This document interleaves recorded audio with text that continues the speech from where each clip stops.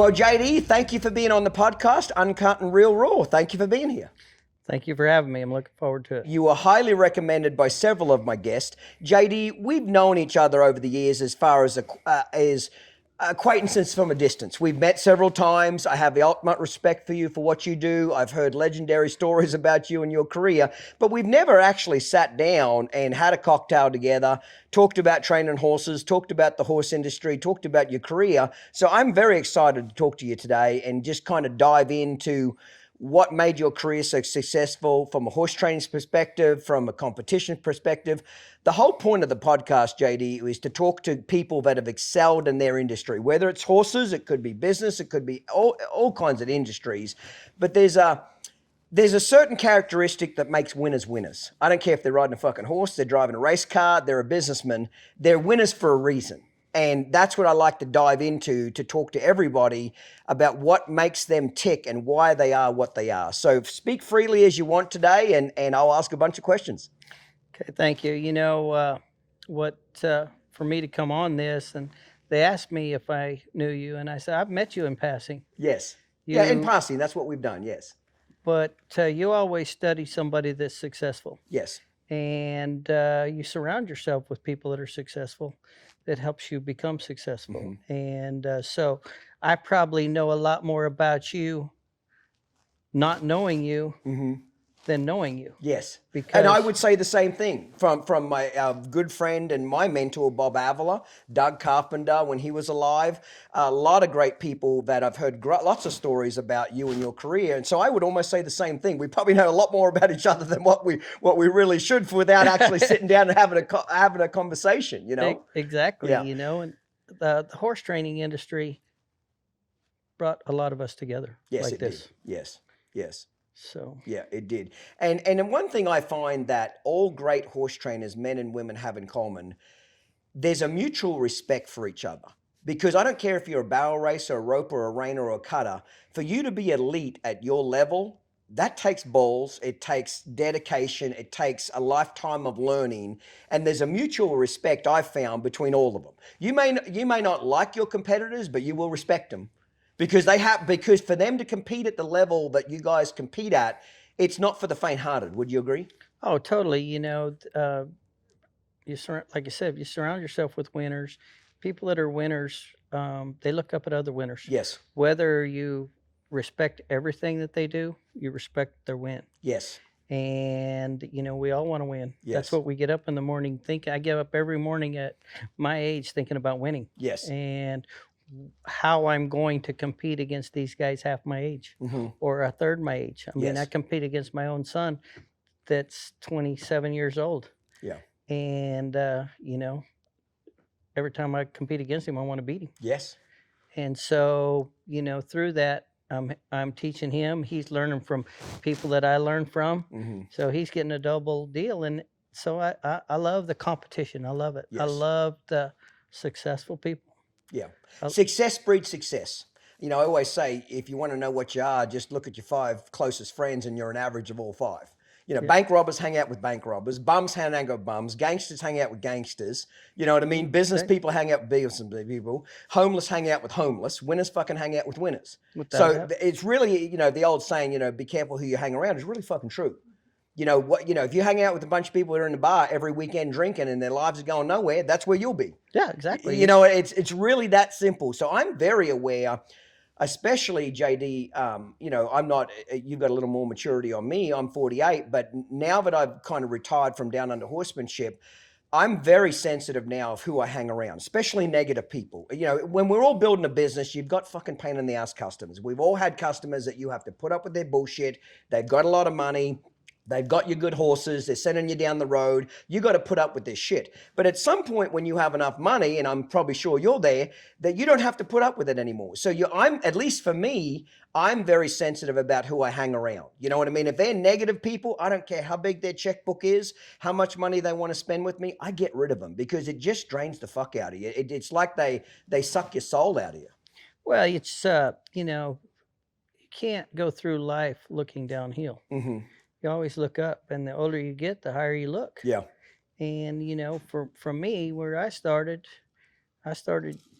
pretty young in my career, and Well, actually, let's dive into that a little bit. So, JD, how old are you now? I'm 63. 63. Okay. So tell us where it all kind of started. Where were you born? Where were you raised? Start where you were born. Let's get into this life So story. I was born in Colorado Springs, Colorado. Moved. My parents lived in Pueblo since the time I was one, and I growed up right there in Pueblo, Colorado. Still on the same place with. Well, my dad still lives on the same place. I live up around the corner, but I built my show barn and stuff across the street. My sister built her place on the other side of the arena. And, my dad was a brand inspector. So you guys literally are living on essentially the same ranch you were born and raised on. Yes. That's awesome. How long was your dad there before you on that ranch? 1 year. Okay. So in essence, all of yous were raised right there. Right there on the That's a pretty same cool story right there. same home place. 65 years my dad's been there. That's awesome. And what's your dad's name? Dick Yates. Dick Yates. Okay, great. Yeah, How old's he now? He is 86, and he just got done competing at Las Vegas at the World Series team roping. He's still roping really good. At 86. Yep. That's you are a very lucky man to have a dad that's still in good health at that age, still riding. Congratulations. That's awesome. He's a wonderful person. Yeah. But so you were born and raised there, and so you obviously a horse family. Your dad was into horses? My dad was a rode bareback horses and roped calves, and was a brand inspector, and growed up that way. And so did he rodeo on the weekends for on fun? The weekends, and then the brand inspector was how he put food on the table for you and the kids? Right. And so there's you and your sister and anybody else? No, just me and my sister. Yeah, okay. How old's she? She's 65. Okay, right. So just a couple of years older than you. Yeah. She's so as we growed up there, she was we had one athlete in the family, and that was my sister. Okay. I couldn't walk and chew gum at the same time. Yeah. But all I cared about was rope and riding, and she was very good at all of it. Okay. And a superb athlete, like gymnast, all through school. She was a cheerleader and rodeoed, run barrels, very successful. Had chance to go on to college and gymnastics and all that stuff, and I still couldn't walk and chew gum. Yeah. But all I cared about was the horses.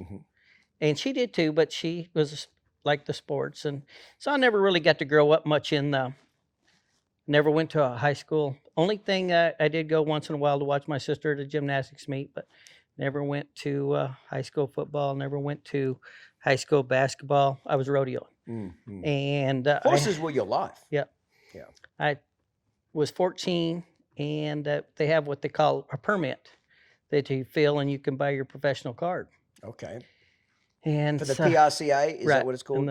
In the Professional Rodeo Cowboy Association. So there was a good friend of my dad's that begged me to come to a rodeo in Arizona to rope with him. And I had my permit at this time. And his name was H.B. Evans. He was a world champion. He was a good friend of my dad's. It's like, I'd like JD to come out here. And my parents really didn't have the money. And my dad was shoeing horses on the side for $10 a head. So he got him some more horses to shoe and bought me a plane ticket to go to the rodeo. Flew out there, and I filled my permit. So I naturally wanted my card. I'm 14 years old. It's July. And excuse my ignorance, because I'm not that familiar with the rodeo world. Okay, as reiner and a clinician, it's not my industry. But you need a card to be able to compete on a professional level. Well, you can have a permit. You earn a card. How do you earn a card? You had to, at that day, you had to buy a permit, and you had to go to what they call these rodeos that accepted permits. And if you won $1,000, then that earns you the right to buy your professional card to be a professional contestant. Okay. So I had happened to win enough at this rodeo to earn my professional card.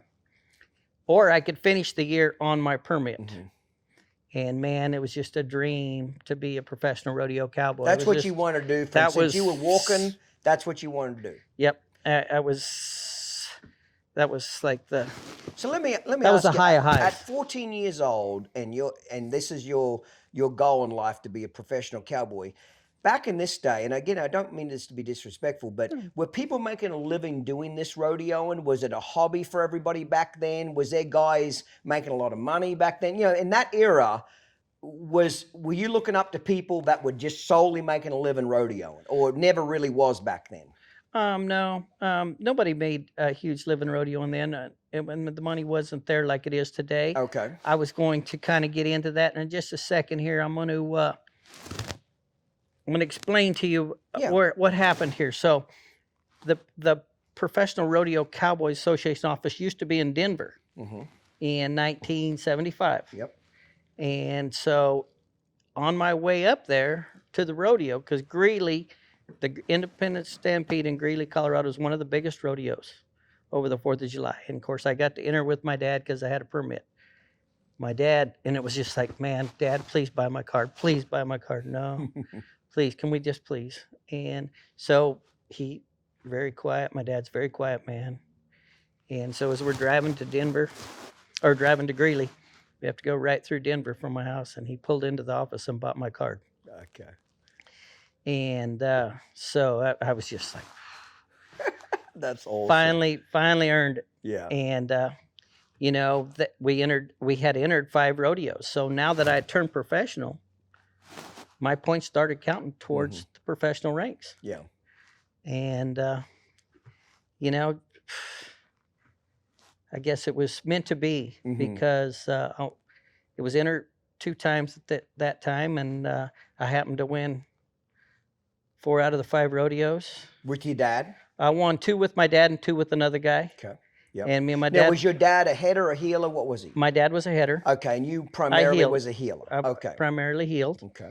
And then we went to some more rodeos right after that. And we happened to win 2 or 3 of the major rodeos at that point. And all of a sudden, I'm in the top 15 in the world. And I'm like, holy moly. Yeah, how'd this happen? And without it being planned, but the ultimate goal. Yeah. It was a dream of yours, correct? Yes, ultimate You'd goal. always watch the NFR. Were they broadcasting it on TV back in those days? No, one performance. The 10th performance in 1975 was the first time they put it on TV. Okay. So anyway, we go through the year, end up making the national finals. At this point, my sister, she's a pure athlete in high school.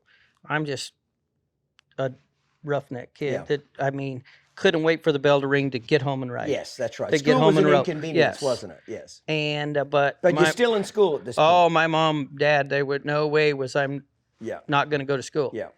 And so my mom gave me the ultimatum that we'll take you out of school to go to the NFR as long as you're on the honor roll. Yeah. I'm like, honor roll, hell. I'd never been there before, but I better get there. Yeah, yeah. Now you were highly motivated, weren't you? So anyway, went to get there. Then school principals were going to kick me out of school and make me repeat school. Oh, truly, yeah. And we lived in a little farming community.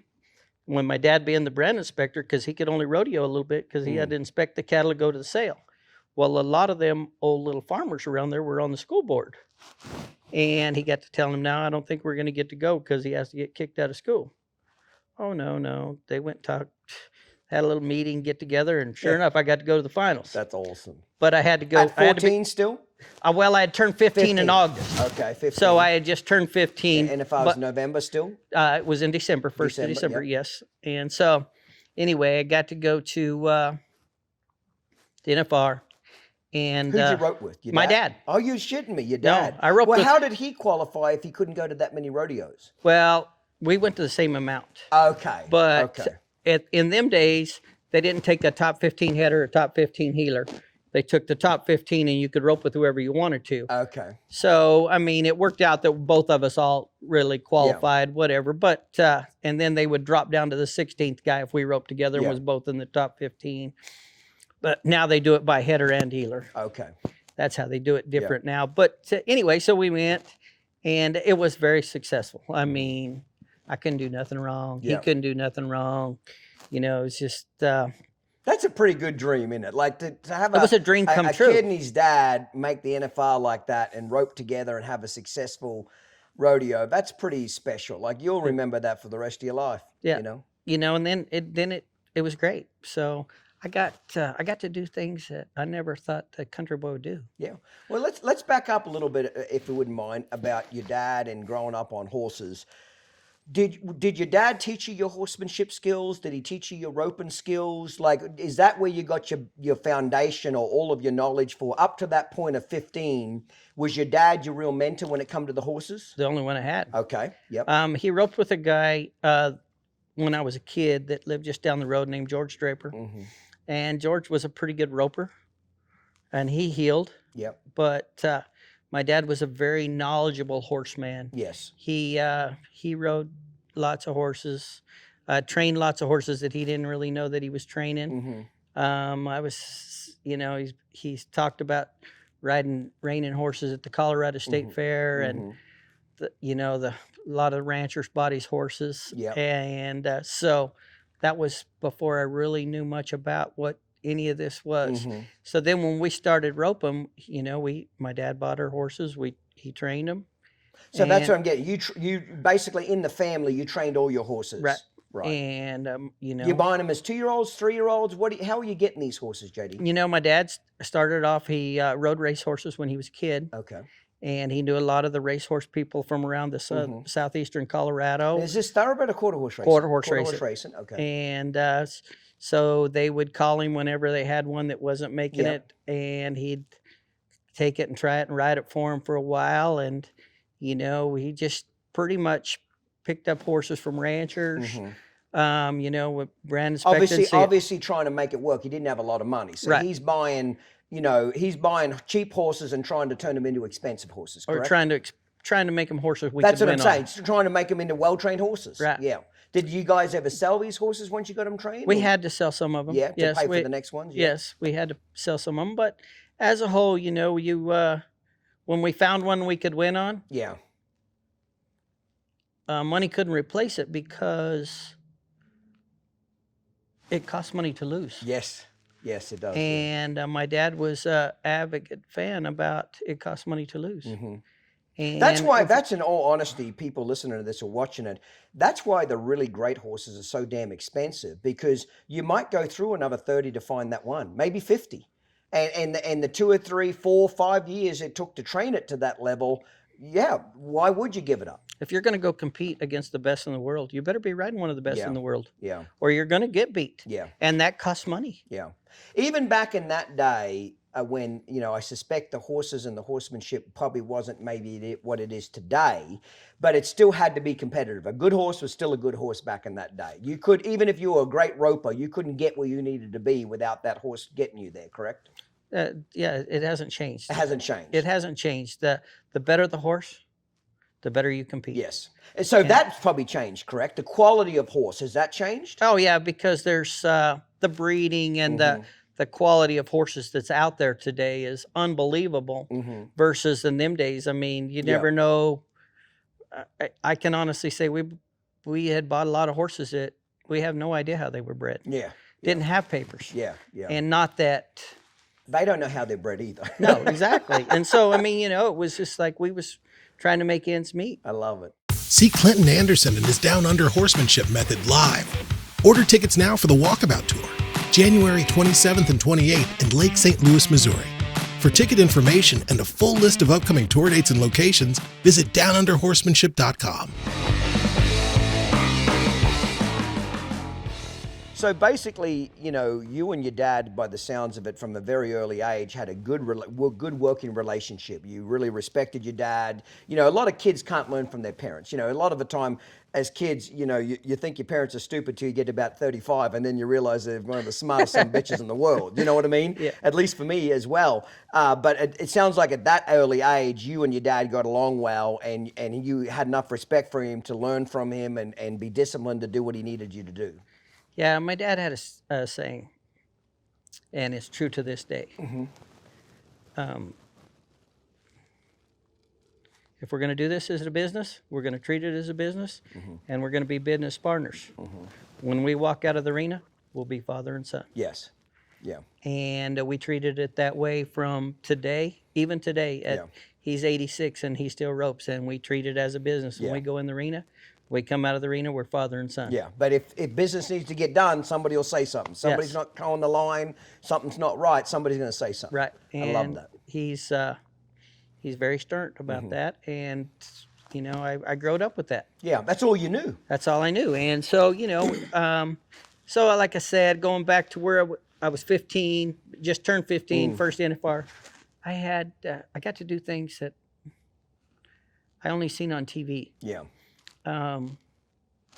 We was winning. We was winning a ton. People. So this is now, you moved, now you did the first NFR. No, this is my first NFR. Okay, still. Okay, we're still there. And they would call me and send a limo to get me and take me to the top of the bank to eat. And I'm like, holy moly, you know? And I'm like, What is this shit? I don't even know if I got enough. I mean, we live in the sticks. I got maybe 10 shirts, right? Yeah. And I need them for all 10 performances, Yeah. but I can rerun them if I have to, these shirts. I love it. And so it was great. Yeah. And that year was hard. The next year was hard. So now what happened after, so when you get to the NFR, you and your dad have a great deal. Do you happen to remember by any chance how much money you guys won? Yeah. What was it? Yeah. It'll make you sick. It'll make you sick. In 1975, we won more money than any other team roper there that year. Yeah. And we won $1,875 You're up shitting me. Nope. And And you won more than everybody. in the team roping that year. Yeah. And we were rich. I'm telling you. It was lobster and fucking shrimp. I mean, we got to, if we went to the steakhouse, either Dad or I got to eat a steak. The other one had to have a hamburger, but we still did it. I love it. Yeah. And, you know, and so then we went off to rodeo the next year. So you still in school at 15 or Oh, they yeah. kicked you out? No. So what age did you leave school? I finished all the high school, So is graduated. that 16, 17 in America? What is that? 18. 18. So they made you toe the line all the way My through. mom and dad were strict on school. Yeah. And still to this day. And I followed it up with my son. Okay, so you get to 16 and you're still in school and you and your dad are still rodeoing together. Yeah, but we didn't go to many in the winter. And went to 2 rodeos, Denver and maybe Phoenix, and waited for the summer to rodeo mainly. And back in those days, correct me if I'm wrong, at least in your area, there wouldn't have been a lot of private indoor arenas back then, was there? No. That was kind of an unheard thing. There would have been fairgrounds and coliseums and shit like that, but nobody owned their own indoor arena back in those days. Is that right or wrong? That's right. Okay. And even to this day, I don't have one. Right, okay. My dad made me learn to grow up out there and do it the hard way, and that's the way we do it. Yeah. But anyway, so just to go on with my story a little bit, my next year, I was terrible. My dad roped so good. I won everything. The year before, I couldn't catch. And it was Pretty humbling? Humbling, crippling. Yeah. Rodeo. What went wrong? I have no idea to this day. You were still practicing a lot? Every day. Still dedicated? Too much. Okay. And then I got to where I was overdoing it, trying to fix the problem that I didn't know what the problem was. Yeah. He was very quiet about helping me, and it was just a struggle all year long. Now, was it a struggle at home or just in the competition?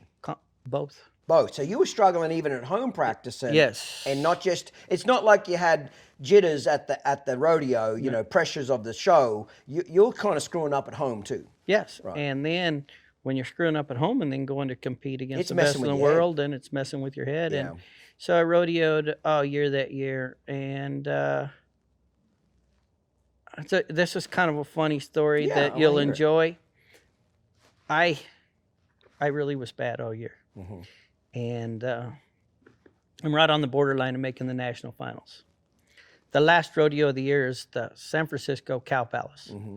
And at that time, it sits out there on a hill, and it's cold, and it's dark, and you're just like...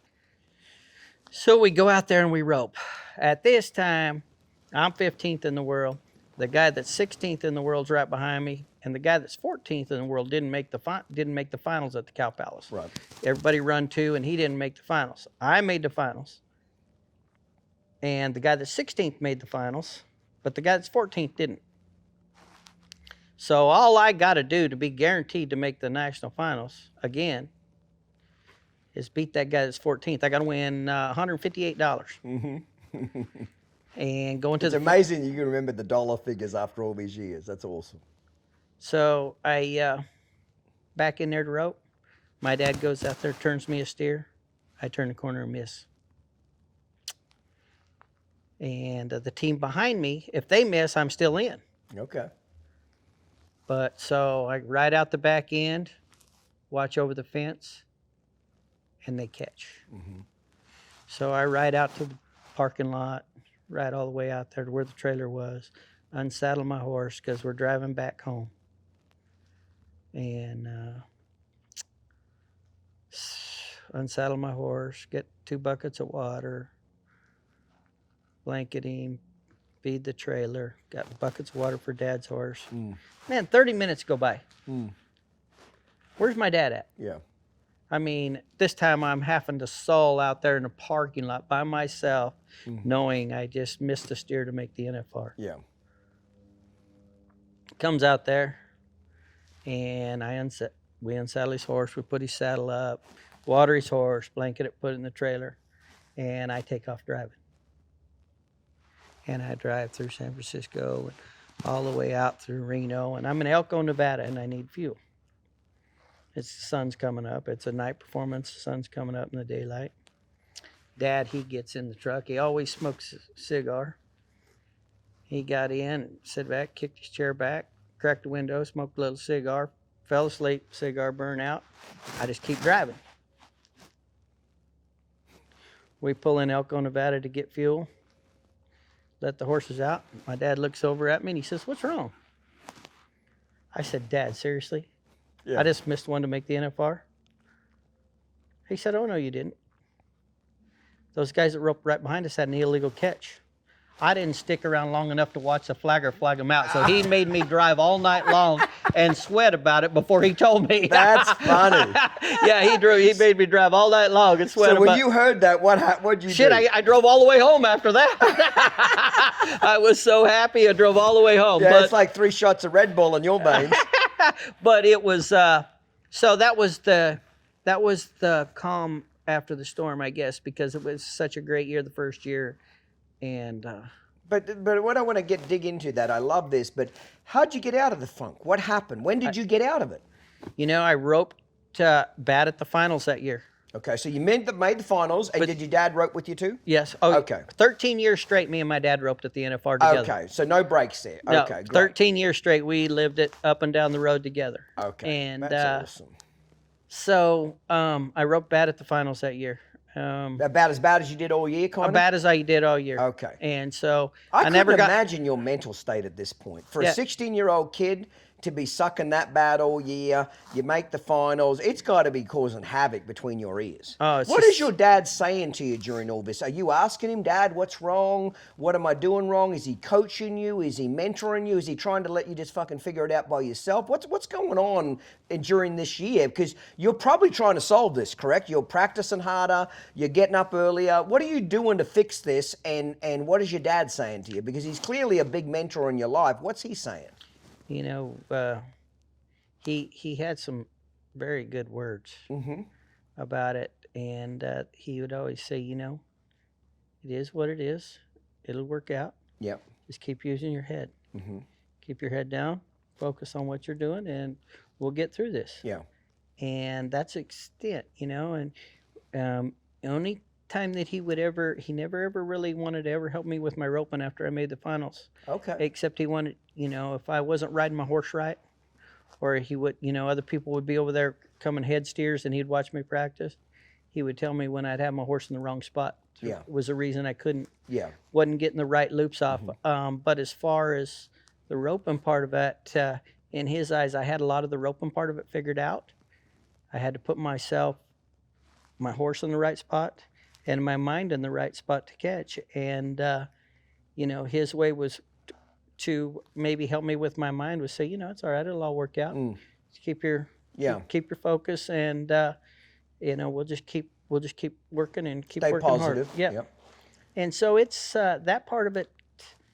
I can say, I really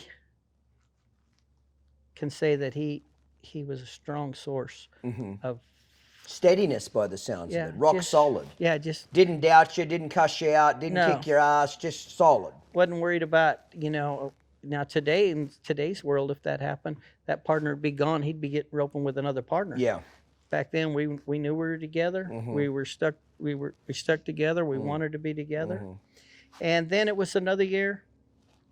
And after that finals, something clicked, and for the next 11 years straight, we had no problems. So you actually went 2 years in a bit of a slump. Yeah, well, I finished that. It Or was a year and a half. Year and a half of misery. Yeah. Complete So misery. looking back at it, at your age now, with the maturity and wisdom that you have now, JD, at 63, and the experience and the miles and the literally hundreds of thousands of hours been doing this, if you could look back on what you did in that year and a half, what advice would you give yourself now to step out of your own body and look back at what happened? You're in a funk. What would you tell yourself now? Anything separate from what your dad told you? Would you have tried anything different? Would you have done anything different? I'm not saying you would or wouldn't have. I'm just saying with the experience that you have now, what would you have told yourself back then if you could have? I thought about that a lot, and that's a very good topic. You hear a lot of people say, man, I wished I knew what I knew now then I'd go back in. Not me. Okay. The reason I say that is because I think that's helped make me who I am today. Yes.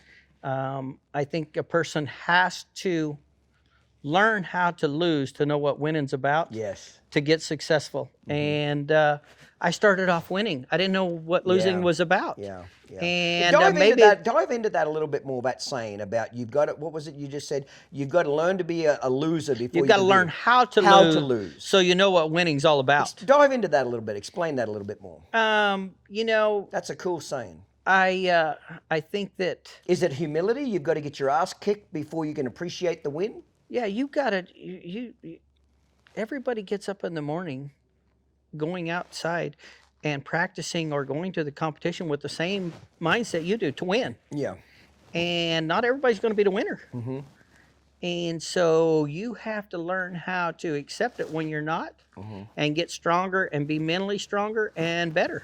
And fortunately, I wasn't at that point because you started on such a high. I started up here. I had one way to go. Yeah, down. Yeah. And that was my own fault that I let it go down because I felt like I was working hard. Yeah. I felt like I was doing everything right. And it sounds like your dad was, when I say a hard ass, he was of that generation where he didn't, your kids need to kick an ass, they got it. I suspect if you were being lazy or you weren't working very hard, your dad would have been all up your ass and kicking your ass sun up to sundown. So I'm sure it wasn't through laziness. I'm sure it wasn't through not trying hard enough because he would have jerked you around, correct? Oh yeah, my dad would have, but he was never that way because I was always at the barn first. I was always the guy that wanted to do that, you know, and so he never really had to worry about that with me, I would say more that he had to worry about sometimes my mental stage of getting depressed because I wasn't doing good. Yeah. And but he was very quiet, very easygoing. When he talked, you listened because something smart was about to come out. Yes. And even today when he's a lot of people, I call him EFI, and a lot of times he has something to say, you better listen. Yeah. Because it's going to mean something. Yes. And so I learned a lot that way, and So really, to the answer to the question is you wouldn't do anything different now that you could go look back. I wouldn't. It was just a funk that you were in. You had to get out of it. Would you say a little bit of the funk was you trying too hard, maybe, or not really? Well, I thought I had to live up to a reputation. Yeah. I had to live up to a standard that I didn't know how to live up to. Yeah. And but that was all self-inflicted. Yes. It was all, instead of just going and doing my job, I thought I had to do it on a grand level. Yes, a stage. Yeah. Instead of, I learned to do my job down here, do your job, and the stage will come up. Yeah. And so, that was a very trying time in my life, but, I had the utmost support from my family. Yeah, that's awesome. And now I suspect when you started winning again, you really appreciated it, didn't you? oh, It was like being in the desert looking for some fucking water. You got some water, correct? it was, it's just like that lifted off your shoulders. Yes. That down thing lifted off your shoulders, and then it just became it became easy, not easy. It became more natural again, and it became a part of the life that we enjoyed, And then about that time, my sister's getting out of college, and she wants to pro rodeo.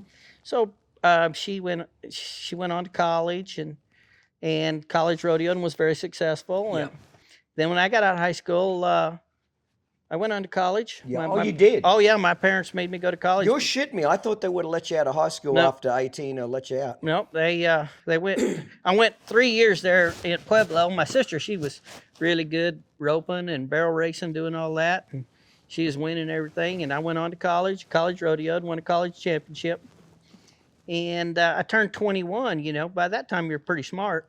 And so I told my dad I was going to quit school, and he said, "You are."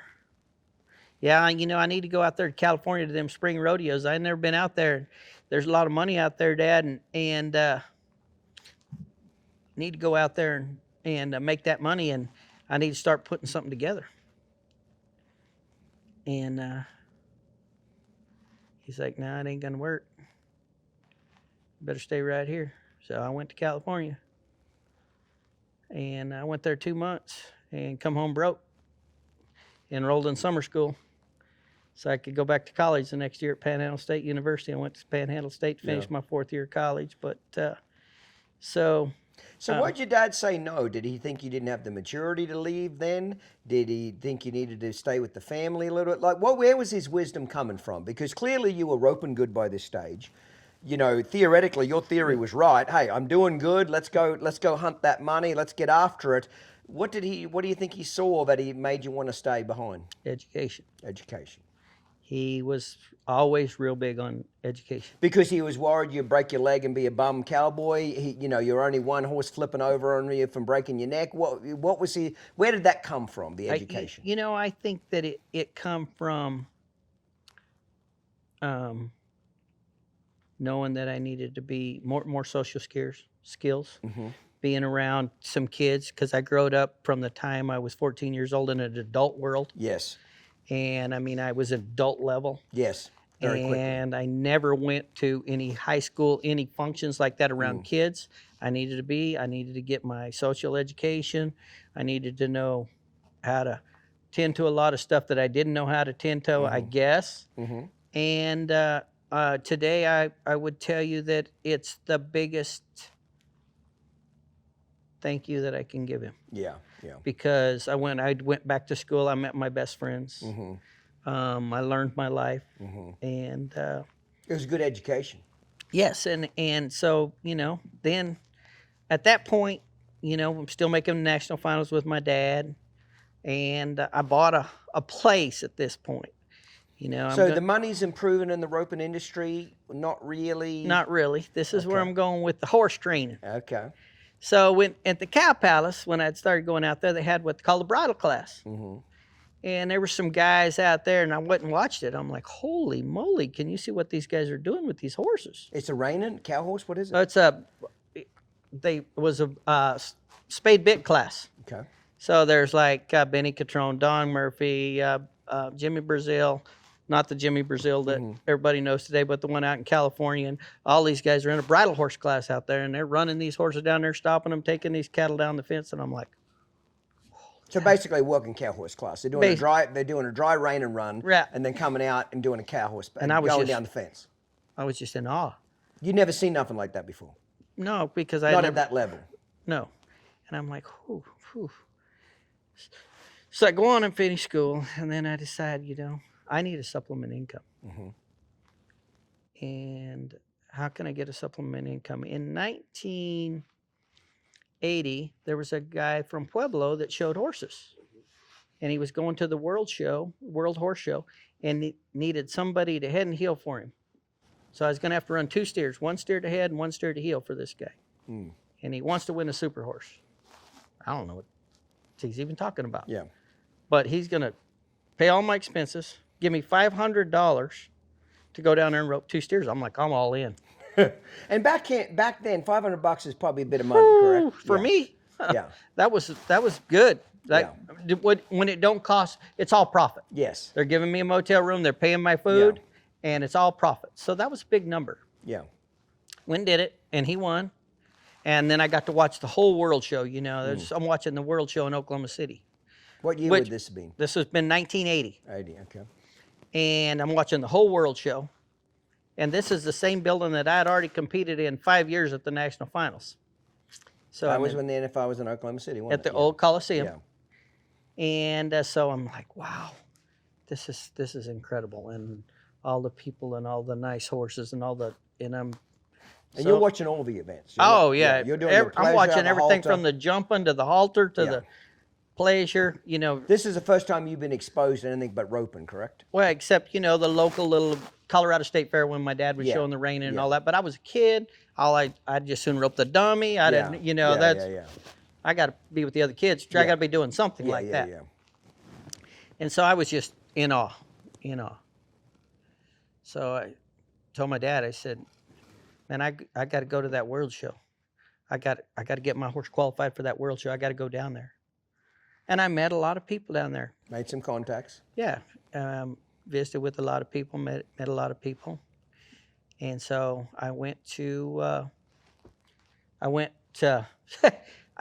it took me 18 times showing my horse to get him qualified. I never had a miss in 18 times.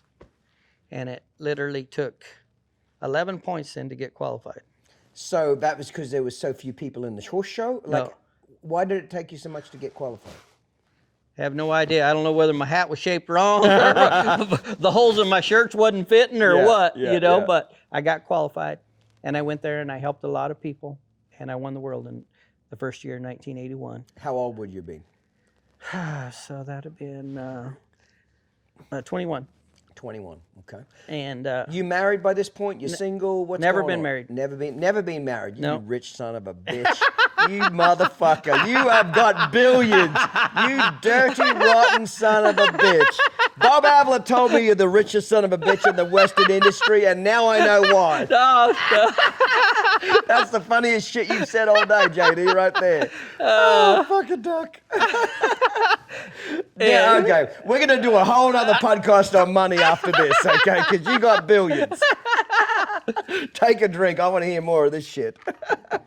So, then the next year, I started showing horses for the public.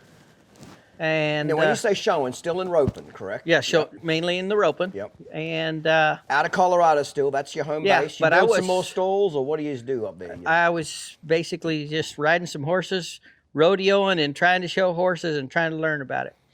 So I got hooked up. I rode some horses for some people and won some more world championships, and actually had a chance to go to work for Bob Avila. Mm-hmm. What year would this be? Man, it was like 83, probably. I don't know. So He looked young. He looked young. I don't know how old. Yeah. But Bob would probably be, what, 10 years older than you?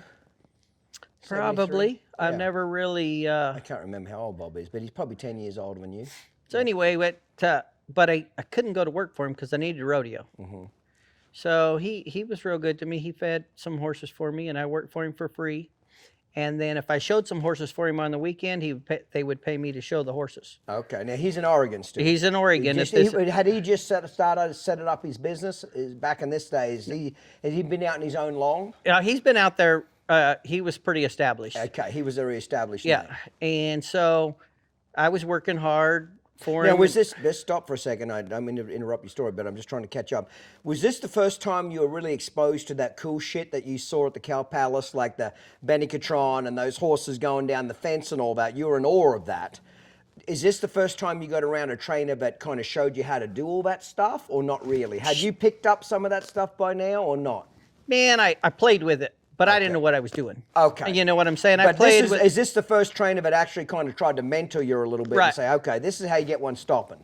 This is how you get one changing leads or whatever. Yeah, actually, we talked about it a little bit, and he had a great horse that belonged to a lady by the name of Kimberly Fritz from Alaska. And we wanted to win the super horse, and he wanted to win the super horse, and it was very hard to do.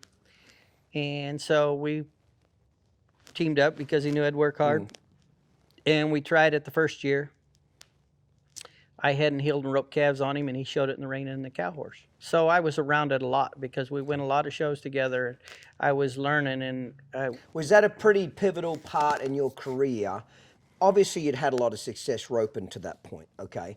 But in your horsemanship ability and the ability to be able to train a good horse and get it broke, was that a pivotal moment in your career, that you and Bob getting together and being exposed to that level of, because I'm getting the impression that the level of brokeness of Bob's horses back in that day was so much higher than the average roping horse that you were roping on or were seen, exposed to. Is that right or wrong? That's very true, and I don't mean that I'm not saying you're riding donkeys, but I'm just saying it was a wow moment for you when you went and saw those cow horses. Yeah, okay? it was. So was that a pivotal moment in your horsemanship career? You two kind of getting together and him exposing you to a different world of brokenness? Yeah, it was. It was. When you read about the icon in the world, at that point he was. He was it. He was one of the. Yeah. He was one of the top guys, and of course, like I said from the start, you know about people that are successful if you want to be successful in the horse industry, and so, he was good to me. I mean, he let me. I figured someday I'll be wearing suspenders because he chewed my ass so much, but it won't stay on. But I learned a lot. Yep. And we went on the next year and won the super horse on that horse and become really great friends. And so then I was still rodeoing. And so then I went to California to rodeo some. And How old are you about this stage, JD? Man, I'm in mid-20s, 24-ish. Yep. And so then I went to work for Benny Catrone. Same deal. Yep. He fed 2 horses, put me up, and I worked hard. Yeah. And spent a lot of time with him, and he taught me a lot. And then I went, I wanted to learn from everybody. That's why the greatest thing that I did was never get paid. Yeah. Because you're never leaving a job. Yeah. And see, that's things I think, to be honest, JD, kids don't get anymore. Like, I can identify when I left high school at 15, the first 2 years of my apprenticeship, I worked for free. They literally gave me food on the table. It was an old 50-year-old fifth-wheel caravan to sleep in that barely had electricity. But I was, in my mind, I was paid millions. He taught me every day for 2 years, Gordon McKinley. And that gave me the foundation of what today I made a lot of money from, is those 2 years. But he didn't have any money to pay me, to be honest. He couldn't have paid me if he even wanted to. But I was smart enough to say, I don't want money, I want knowledge. I want information, and I would need experience. And at least at 15, I was wise enough, or my parents were wise enough to help me realize that's money. Experience is money. Oh. Knowledge is money. I don't think you could get very many kids anymore, JD, to go fucking take a job for free thinking that they want to get paid. If I would have walked up to Gordon McKinley and said, hey, you should pay me to learn your way of training horses. You should pay me to learn from you. He would have said, fuck off. That's just the bottom line. That generation, they would have said, you must be out of your mind. I went there with hat in hand, begging, could I work for you for free?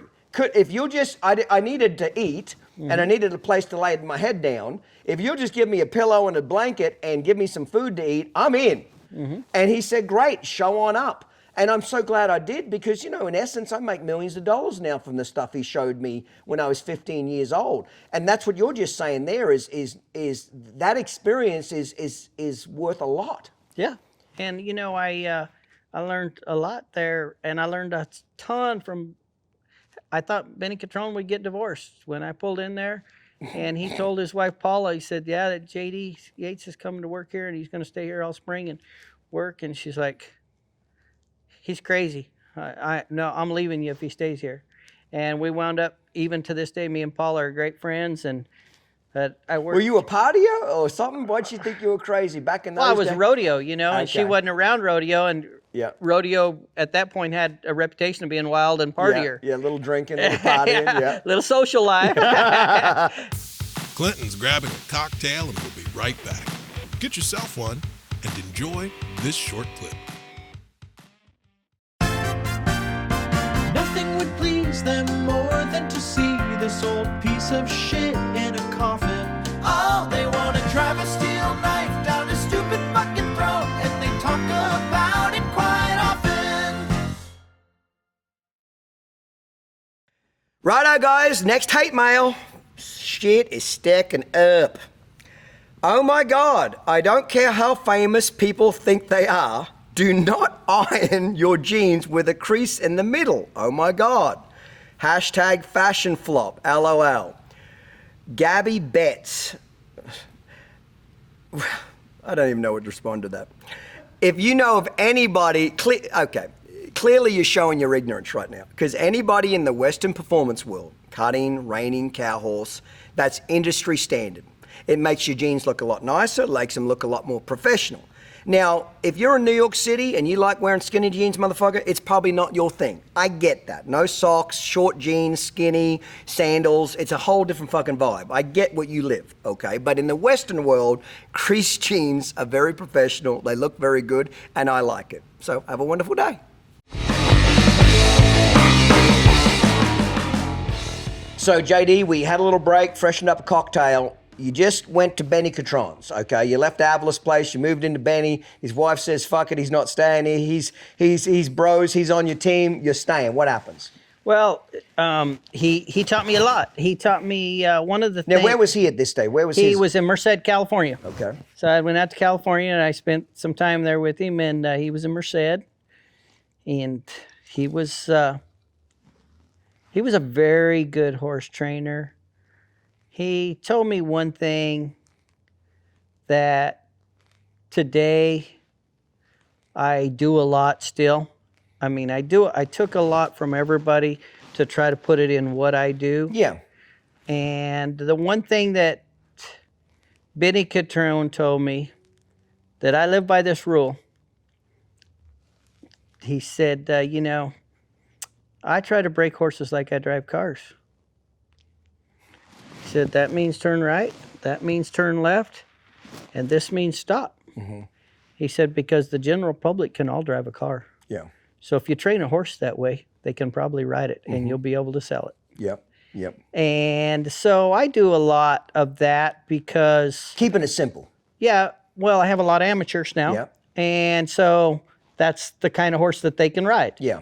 Not overly complicated, 15 million buttons on it, wiggles all over the place, you know what I mean? It's got to be simple. I still have some of those that I try to keep for myself, that I try to do that. But that was really instrumental in it. And so I worked for Benny for quite a while, and it was good. Yep. Let me stop you right there for a second. Getting back to the Avala deal, what do you think was the one or two things that you could say back in that era when you were working with Bob that you took away from his program that was very influential to your either horsemanship or business model? Making money, because Bob was always good at making money. He was a businessman. And a horse trainer, which is rare to put the two together. Usually, you had horse trainers that were piss poor with money, or you had businessmen that were good with money and shitty with horses. Bob was a combination of the two that was well. What do you think the top one or two things you would have taken away from that time you and Bob spent together, either from a horsemanship perspective or even business or life in general? Bob probably was a better horse trainer than I was ready to learn at that point. Fair enough. And I took a lot out of it. But what I took out of Bob's book that he ingrained in me is a show is a show. And you dress up and you look the part. Mm-hmm. And you clean up and you represent yourself on a high level. Mm-hmm. And rodeoing was not that way. Not that I didn't go around dirty or whatever, but it put a whole new perspective in me sitting here with you with a sport coat on versus me sitting here with a old shirt on visiting with you. And so, he was a true show professional, wasn't he, Bob? Yeah. He took it seriously from the gloss on their feet to the gloss on the horse's nose, to polishing the silver on the saddle. I remember him telling me, it's called a horse show. Yeah. It's not called a horse event. It's called a horse show. Yeah. You're there to put on a fucking show. You're there to impress the judge, correct? Yeah, you know how to make Bob mad, don't you? So they had a show at Olympia, Washington, and we was riding horses and all that, and they have a little bar right upstairs, right up top. And went up there, and I don't really remember what took place. Got a little scuffle up there. Got kicked out. You did? Yeah, me and some other kid that was there at the show. So, hell, Bob always had 3 or 4 hats and 5 or 6 shirts back there at the tack room. So I just went back down to his tack room and put my hat in the hat box, got one of his hats and one of his new shirts and put it on and went back to the bar. No.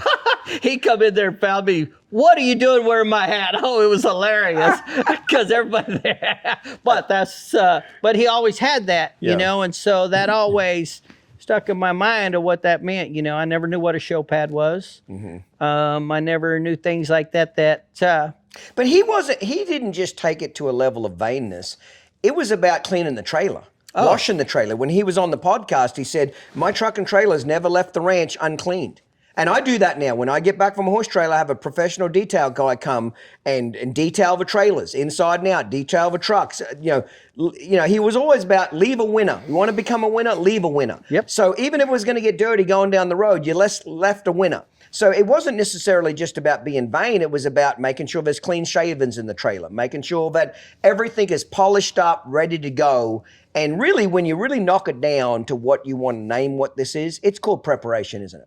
It's being prepared to go do your job, leaving no stone unturned. When you pull in, Yeah. and you back your horses out of the trailer and shavings come out, Yeah. everybody knows you're there to win. Yeah.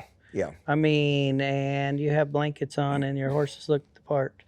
You know, there was a lot of that, of course, we didn't have barns. Yeah. I mean, we didn't know nothing about any of this. And, you know, I'm learning all about this, and it was. So would you say the professionalism of being a true professional at the horse show is what Bob influenced you on? Yeah, maybe even more than the horsemanship at that point. Yeah, I mean, it was just it was all foreign to me.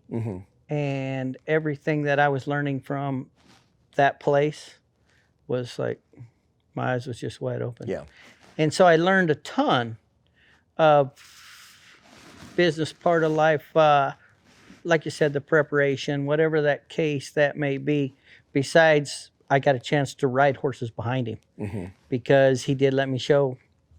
What was that like at that time when you got to rope on horses that Bob had trained for the reining and had that handle on them? What did it do for your roping? Positively or negatively, what did it do when you got to rope behind him on basically a horse that was a really good reining horse? What did you feel? What did you notice? Did it make your job easier? Did it make your job harder? Tell us about that experience. Well, because it would have been a different level of brokenness, JD, correct? Yeah, but yes. And I don't mean that disrespectfully now, but it's a different level of brokenness. It was definitely. Did it make your job easier? No. No? Okay. No. Tell us It why. didn't make it job easier. I'm not saying it made it harder, but, you know, we program them horses when we're roping for money and stuff at the rodeos to be in a little different position, not slide as far. Like you might rope one by 2 feet and have to hold your slack for a long time while they're sliding. Where at the rodeo, they might slide from me to you, and then they better drop that front end to stop the clock because the tuck. So Okay, there was different event. Yeah. it was a different style. But Okay, I never even thought about that. There's some different considerations there. yeah, the head horses, when you'd run up and rope them, they would slide farther, and sometimes the steers didn't come off as clean. So we had to learn to move them horses over a little bit. So when they did slide, it could start bending that steer's head and make it come off clean. A lot of different things versus with him going to the cow horse, he wanted him to be right here, get on, make the curve. Head, and I wanted him to be a little wider so we didn't just crush the cattle when we roped them. But we had, he is tough as Bob could be at times. He was very easy to work with. And the fact that I'll do my thing, you do yours. Yeah, he didn't tell you how to do your job, and you didn't tell him how to do his job. The only one time that he had to try to tell me something, this is a pretty good story. We had spent 2 years trying to win the Super Horse. And the last event, the last day, this poor horse was tired, and I'd been out the Lazy working him. That time I was going to work for the Lazy, so I had that indoor mare barn up there to practice in, and I happened to draw up first in the finals. Of what, the roping? The calf roping. Calf roping. Okay. And on Smoke-a-Mokey. And Kim Fritz that owned the horse went out there with me, and we was there for a long time and this horse had been through 2 runs of the rein and 2 runs of the cow horse, 2 runs of the head and 2 runs of the heeling by now. And we are literally have to be in the top 10 to win the Super Horse. And drew up first in the finals. Which... In roping, excuse my ignorance, but in roping, does the draw matter? I don't mean to be a dick, but does it matter? Like in the cutting, you don't want to go last in the herd as a general rule. You know what I mean? You know, so does drawing in the roping make a difference whether you draw up first or last, or is it just pressure? What is it? For me, I would just soon go first, put the pressure on. Yes. Okay.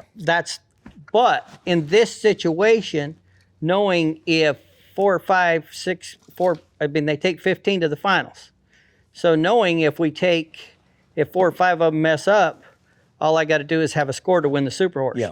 Now we're not looking at winning a world championship. We're looking at winning the Super Horse.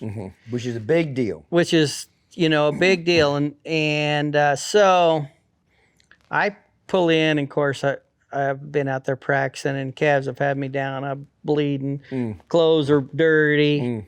And Kim takes a horse and going to go wash it. And I'm running to the hotel, going to take a shower and clean up and come back. And I did. And so I come walking in there, and they got the horse all, because I still have an hour before before class goes off. And they had him at the stalls, and she washed him. And they're all waiting for me to get back because I had to go clean. It was terrible. It was a mess. And come walking in there, and he says, "Hey, could I talk to you?" I'm like, "Yeah, what do you need to talk about?" So he explains to me the situation. "Yeah, no problem, Bob." He said, "Man, we think you ought to carry 2 loops. Because if you tie one on your side, like you see at the national finals, you miss with the first one, you can still go compete with the second one and get a score." And he wants you to do this. He said, "Now you don't have to do it. I don't tell you what to do. You don't tell me what to do. But I'm asking you if you would be willing to do that." And my first reaction, absolutely not. Absolutely not. And tell me why. Excuse my ignorance, but is it a confidence thing? Is it a kind of a derogatory thing to carry 2 loops? I don't know. So you know what I'm trying to say. Why would me it was pride. Pride, okay. For me it was pride. I felt like that I was damn sure good enough to go do my job. And you could have had that winner attitude. And I'm going out there to win this son of a bitch. I ain't going out there to win 10th. Yes. And so the more I thought about it, and the more... So initially you burr up just a little bit? Yeah, I just told him what I thought. And he was good with it. He walked off. And you said no. Like, tell us how it went down. Don't be fucking around. I said, "No, I ain't doing it." And he said, "Okay, it's your call." And he was good with it. Yeah. Like he never, I don't think he was good with it, but he had enough respect for you that he stayed out of your wheelhouse. Yes. And so the more I thought about it, and the more I talked to a couple of my friends, they're like, just tie one on. Don't be stupid. And I'm like, my pride was high. How old are you at this point? 24, 5. Okay, so you're full of piss and vinegar and cum, and you're fucking getting after it, motherfucker. You think you're Superman. Yeah, let's be honest. You're winning. You're kicking ass. Well, 24. You're full of piss and vinegar. Let's just knock it down to what it is. You're supposed to be at that age. I done won the head and healing on him. I'm gonna win the calf roping too. You got that confidence going on. You're damn right. But as a couple of my friends talked to me, and I never said a word to him. He went to the stands, watched, and sure enough, when I went in there to rope, I had a second rope tied on. And fortunately, I didn't need it. I won the world in the calf roping that night on that horse being first out. And but he was probably right by asking me to do it. Yeah. Because there was a lot riding on it, wasn't there? Yeah, we spent these people's money for 2 years trying to win this award. Yes. And it come down to this one run to have us a chance. And, in reality, he was probably right. Yeah. I don't really know that I want to admit it to this day. Yeah. But I He do ain't admit here. it. Fuck it. He ain't here. But it was a good story that we could still laugh about today. You're damn right. You're damn right. One thing I really admire about Bob is he was very conscious about owners and their money and where they spent it. And he wasn't just about me, show, what do I get out of it? He was always instilled in me about making sure the customer's happy as best you can. Some customers you just can't fucking make happy, period. But he's always big on, I'm accountable for the customer's dollars. I'm accountable for their horse. I'm accountable for not taking their money for 2 years when the horse should have been out of train, should have left training a year ago. You know, that was Bob a little bit. Wouldn't you agree that it wasn't just, he didn't have, a lot of trainers have an open checkbook policy. We don't give a fuck. It ain't our money. He was never like that, was he? Not that I know of. You know, I never, I was young in the industry when I was around Bob a lot. Never talked to him about any of the billing or anything like that. He made very good sure that when I would go to the shows and show some horses for him in the roping and stuff that he had there, that then people paid me. And, but, you know, it wasn't like we got paid an extravagant amount, but I definitely made it work. Yeah. And it was very comfortable. And so I'm, you know, I'm very good with that. Same when I went on to Benny Catrone's. He made sure that I had, when I went to the shows, and, you know, they both let me show in other events and help me in other events, both of them. What are the other events you competed in? Bob let me show in the reining quite Humbling? a bit. Was it humbling? I guess I couldn't even draw a circle in them days, more or less try to lope one. Yeah. And so I learned a lot. Yeah. And then... It never ceases to amaze me, JD, that really in reality, the all-round great horsemen that can compete on a high level, on a world-class level in multiple events, really earn my respect the most, because I don't care how good you are, how much money you've won, or how good you are at your event. When you go to another event, you really go back to being a rookie, don't you? Oh. You really got to go back and suck hind titty and be a rookie. And you've got to be able to humble yourself. You got to be able to take constructive criticism and appreciate it. Yes. And if you don't, you'll never make it. Yes. I don't give a shit. You could take the biggest guy in any industry and say, okay, you're going to go do this industry now. You think you're going to step in at the top? I don't care how talented they are, how good a rider they are, how good a horseman they are. You've got to pay your dues. You've got to come through the ranks. Right. Yeah, Right. you know? And so then when I went to Benny's, I got to show some cow horses down the fence. He taught me a lot. And What do you think you took away from Benny's time, you know, other than almost getting him divorced? What else did you do for his life? I'm just fucking with you. But what did you take from, you know, you took the simplicity, forwards, backwards, left and right from Benny. Yeah. What other life lessons or horsemanship lessons do you think you took from that guy that really impacted your career? He taught me a lot about the horse itself. You know, Benny sold a lot of horses and did a lot about, you know, I guess what he taught me is not every horse is the same, and how you train them is not always the same.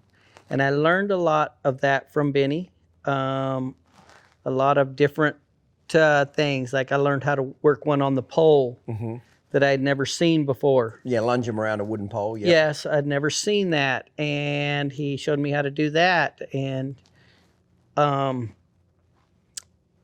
worked a lot in the around curl that I had never on young horses. I would even starting some of the rope horses. Started doing that in the round curl. You know, I did it. I called it arena roping at my house when I just did it at the end of the arena, but. It was much easier in a round curl than it was a square pin. But, you know, so I learned a lot. I learned a lot about the horse, the difference in horses, because Benny had a lot of horses that maybe ranchers sent him to ride to get broke a little bit more, that wasn't going to the show pen. And so you rode a lot of different kinds of horses. What do you think Benny's gift was? Like I always say, every horseman and horsewomen have a special gift. They can just do something better than everybody else. They've got a knack for something, whether it's starting colts or finishing horses or just showing broke horses, or maybe it's money, business. what could you say that Benny did better than everybody else? That if you could pull out one thing from his program or his life and say, I'm adding this to JD Yates because he could do it better than everybody else, what would you say it was, if you could? You know, Benny knew a lot about bridles. Mm-hmm. He knew a ton about bridles. I don't know that, Bob didn't know a ton about bridles. I'm sure he did because he had a ton of bridles and he won a ton of different. But I wasn't ready to learn about bridles then, I was trying to still learn about the horses.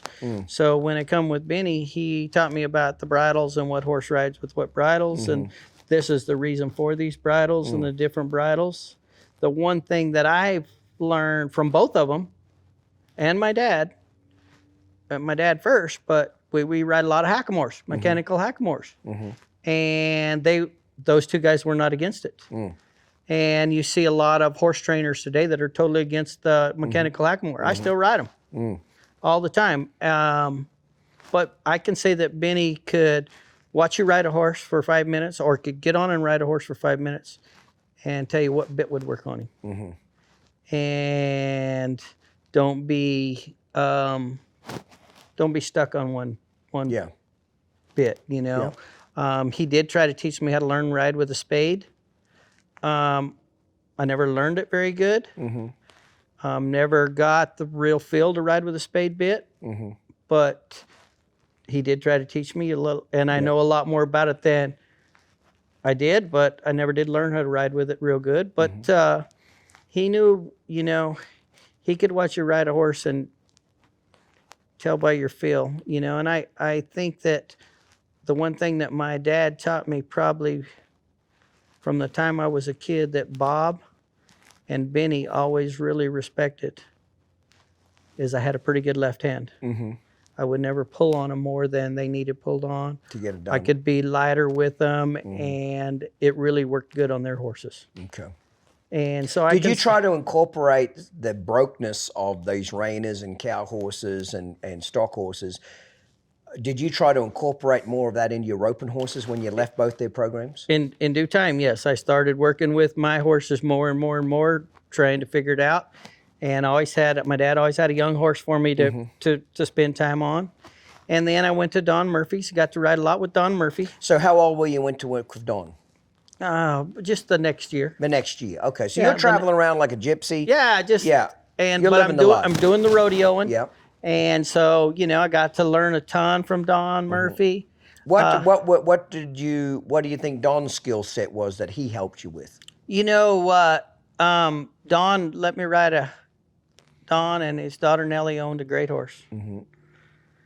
And I got to show him at the World's Greatest. And I learned a lot and I helped his son, CJ, rope and go on and go to the youth world. But I got to ride Old Bald and Shiny at the World's Greatest. And, he helped me in the show pen riding a great horse. Not that Bob and them didn't let me ride great ones, but in that competition, riding Bald and Shiny, I worked hard at it. I can honestly say I probably never... I had my hands were a little quick for the cutting. Yeah. But my first year in San Angelo, Texas, I happened to win the high mark down the fence and the steer stopping, so I won 2 buckles during the World's Greatest. That's awesome. And riding Bald and Shiny, I got to ride that horse, so that was good. And Don was very good supporter. He helped me with a lot of horses after he moved to Oklahoma. And but.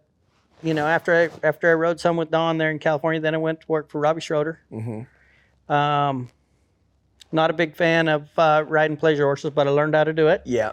And at that time, he worked for 5T quarter horses, and we had a roping arena, but we rode a lot of pleasure horses and did that sort of thing. And Robbie and I become probably as good of friends as two people could be.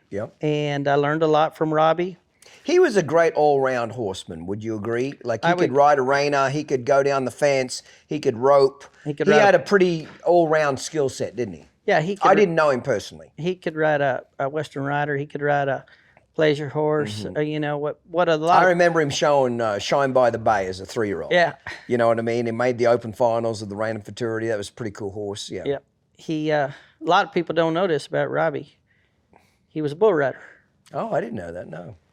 And Robbie got stepped on and hurt real bad at Cheyenne Frontier Days, and he was in the top 15 in the world, and they cut him from about right here all the way down, and had internal surgery, and he had to quit riding bulls, and it stymied him for a long time. You know, that was kind of a dream, and but he was Robbie was a cowboy.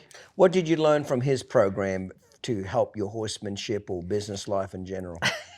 You know, that's a good question. I learned more about a good friendship because we stayed together a lot. There's nothing wrong with that. And he took me to a lot of horse shows. We went to a lot of horse shows. We did a lot of events. I guess I'm like you.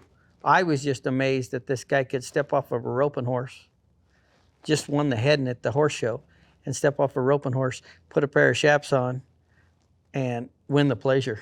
And then pretty soon be putting a different pair of chaps on and winning the reining. He had an amazing feel, and probably riding 2-year-olds, you know, he loved it. Spent a lot of time doing it. He was really amazing at it. What age would you have been now? Shoot, I'm 27. Yeah. And so I will say that I've been very fortunate to be around some of the greatest horsemen in the industry. Yes. In my air. Yep.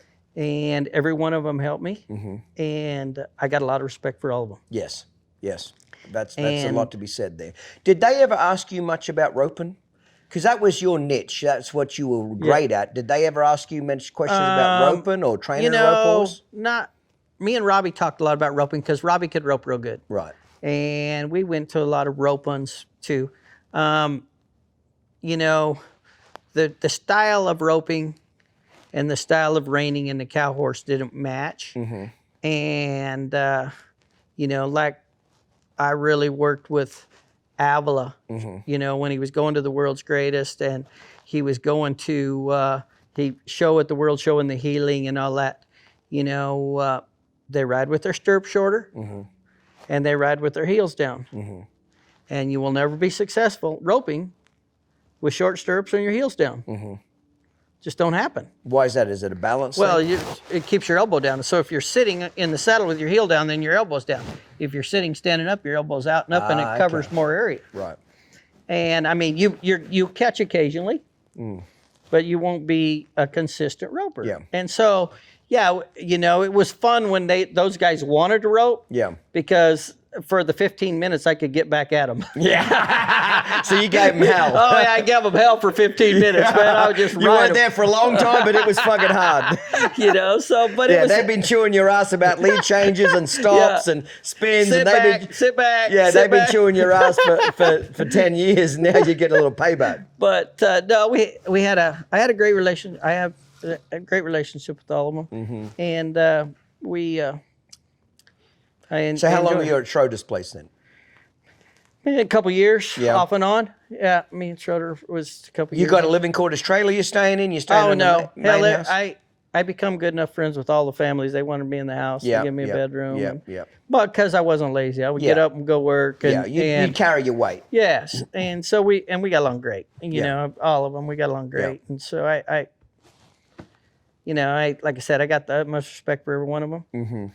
And they've been good to me. And So what was Robbie's greatest ability, thing that you could take away from that time?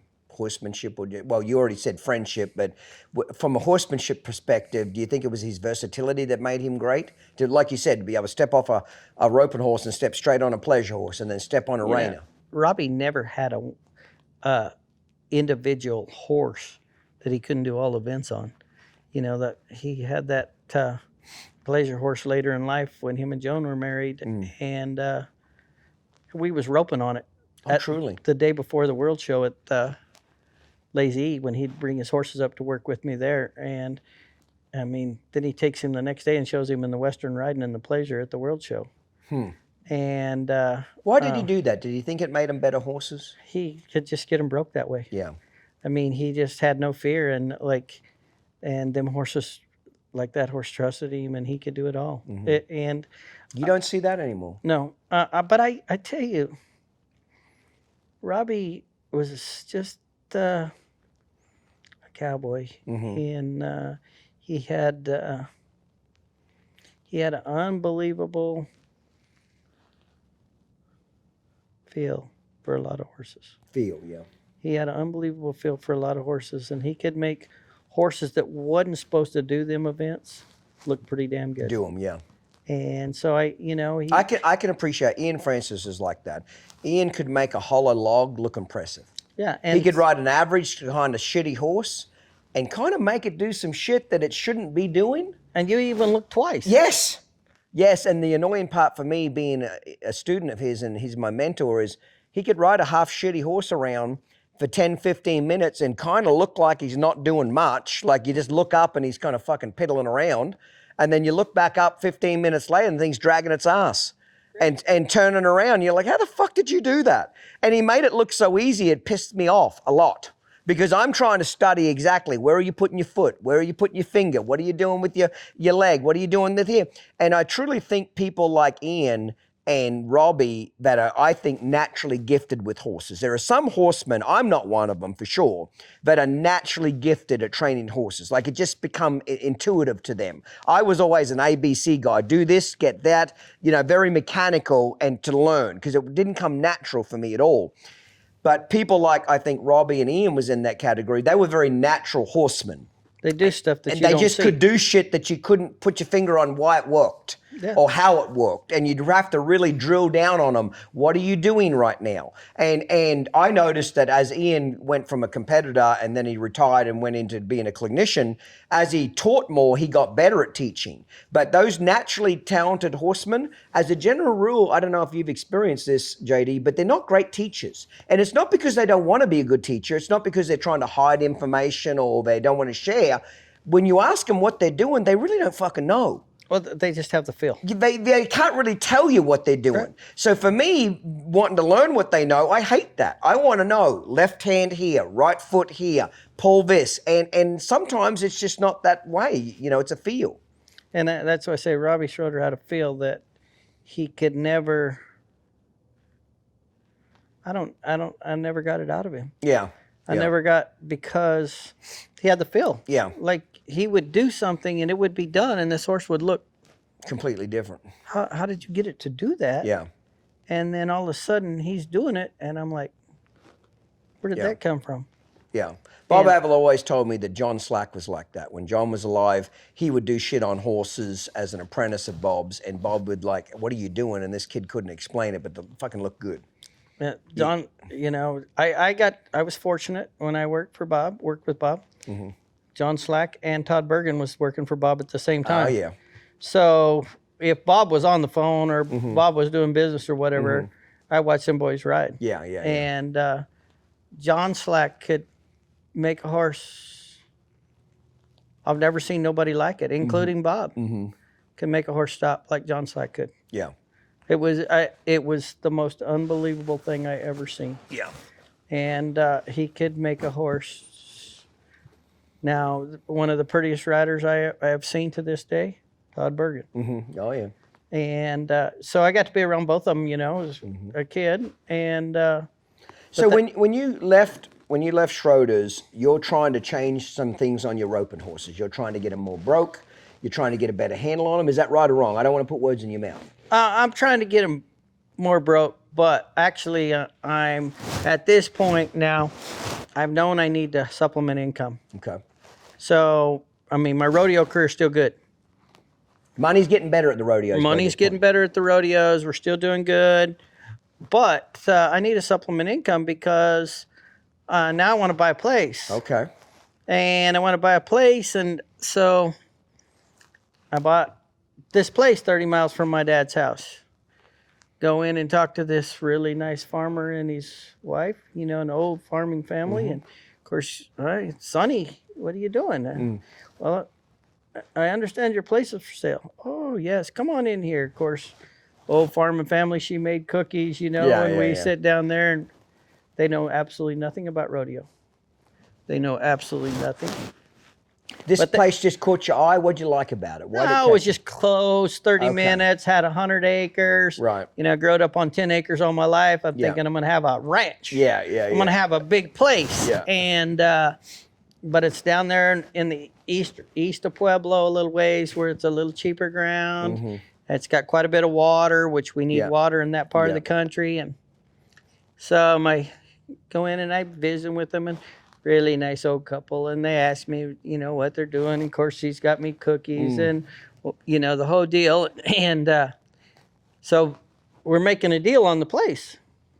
You know, we'd really like to live here for at least 5 more years before we move to town. I said, well, good, because I wouldn't know what to do with it. Yeah, I don't have the money. You know, I don't have to build and on it. How old are you at this point? At this point, it was like in the midst of when I was going back and forth to horse trainers. I'm about 24. 24. Still okay. So you're hustling along. Yeah, I'm trying to put shit together. Yeah. I want to. I'm looking up here. Yeah. I'm not trying to look just Down. stay level. So this old man and old lady started visiting, and I was telling them about what I did and about the national finals rodeo, and it was a big deal, you know, and we could win a lot of money there. And so we made a deal on a handshake. And I got to pay them once a year. And my payment was everything I won at the national finals rodeo. I brought straight to them, and that was the payment. You shit me. No contract, no nothing. Nope. Just a handshake, walk up with a pile of money. That's awesome story. And so How long did it take you to pay it off? they, after 5 years, and he just kept farming it and doing whatever. And You just let them live there for free? yeah. And all I did was make payments on it. No interest, nothing. They're just really good. So then they moved to town. And every year after the NFR, 21 years straight, 21 years. I brought them money. That's funny. Well, actually, it was about 17 that I brought them money after I got it bought. But that's awesome. I liked, they both died, and I liked 3 years of paying it off. Mm-hmm.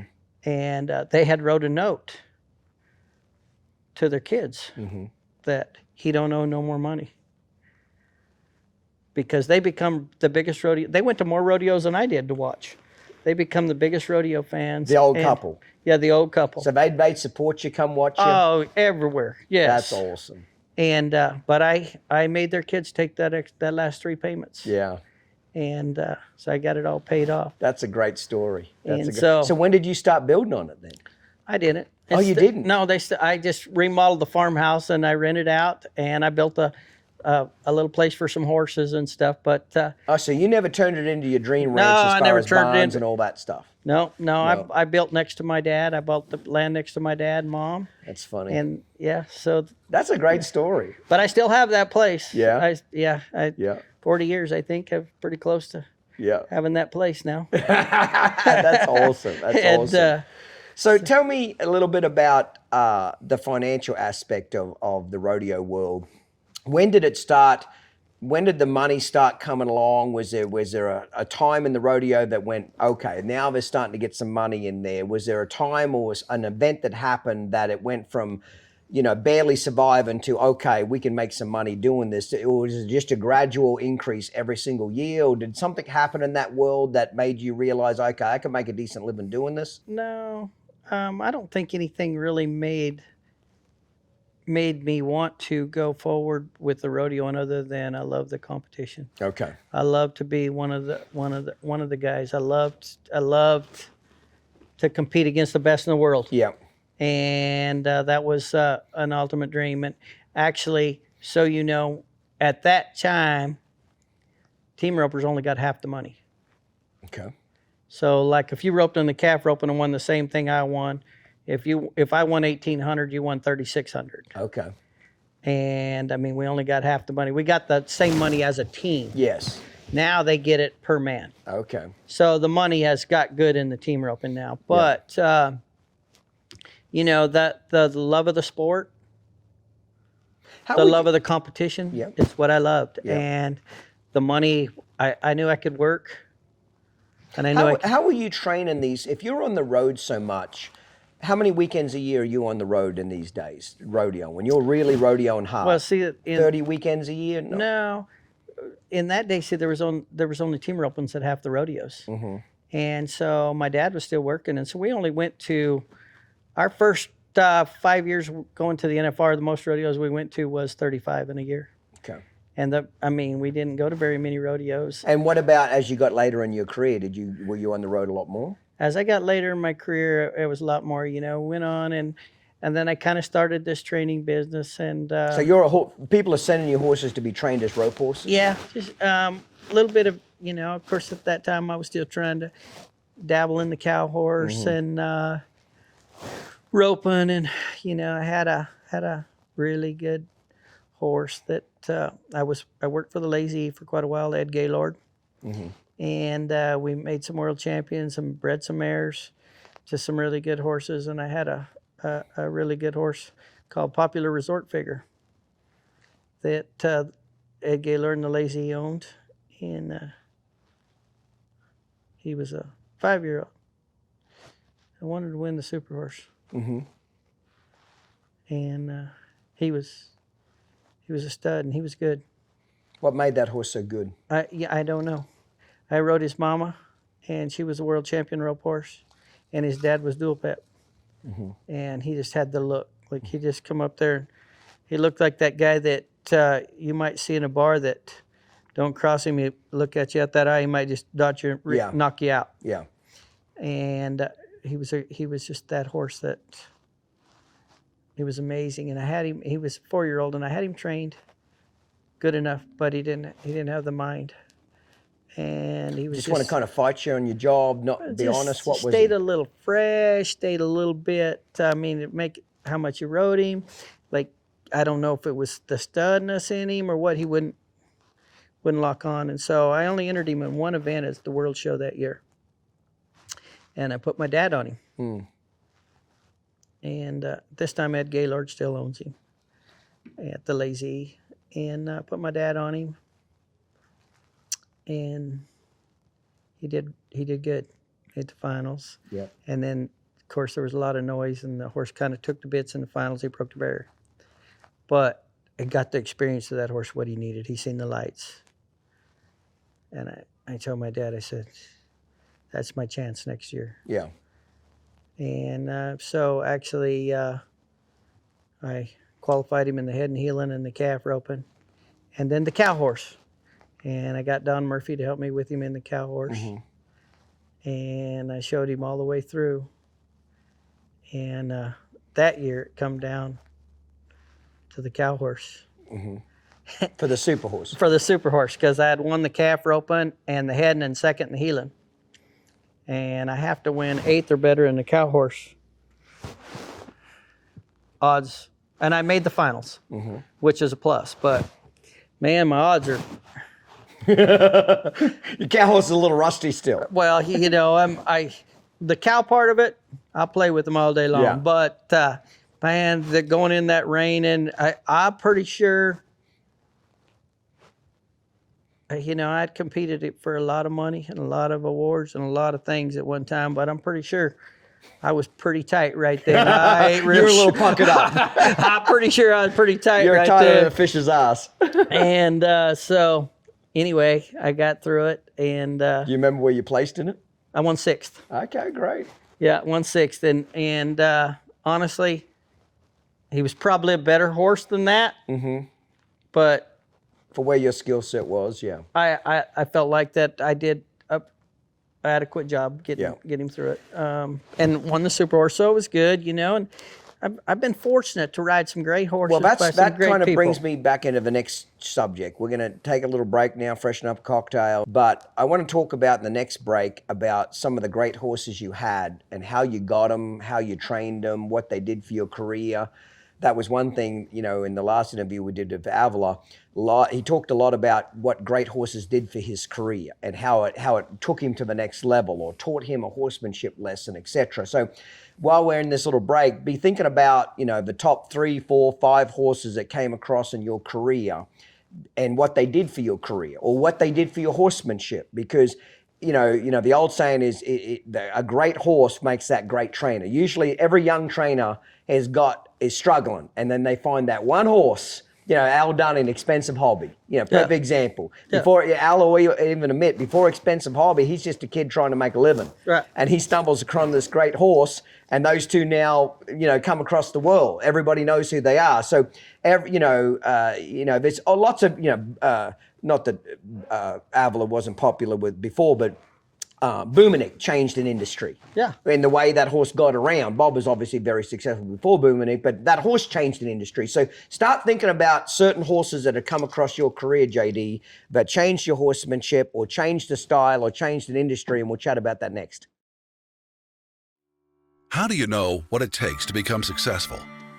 Talk to someone who's done it.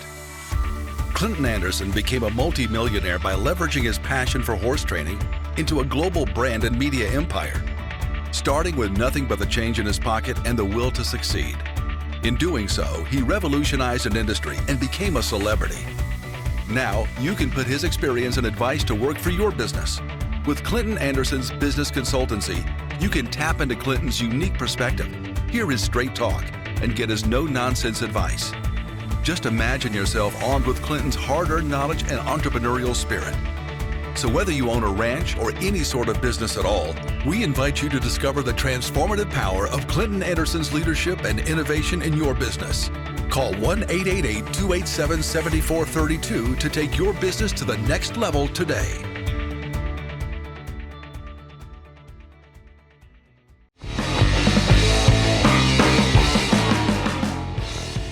Righto, JD, we're back. Let's talk about horses, because you can't win on foot. So these horses are everything to a horse trainer that's competing. They're his livelihood. That's what feeds his family and pays his bills.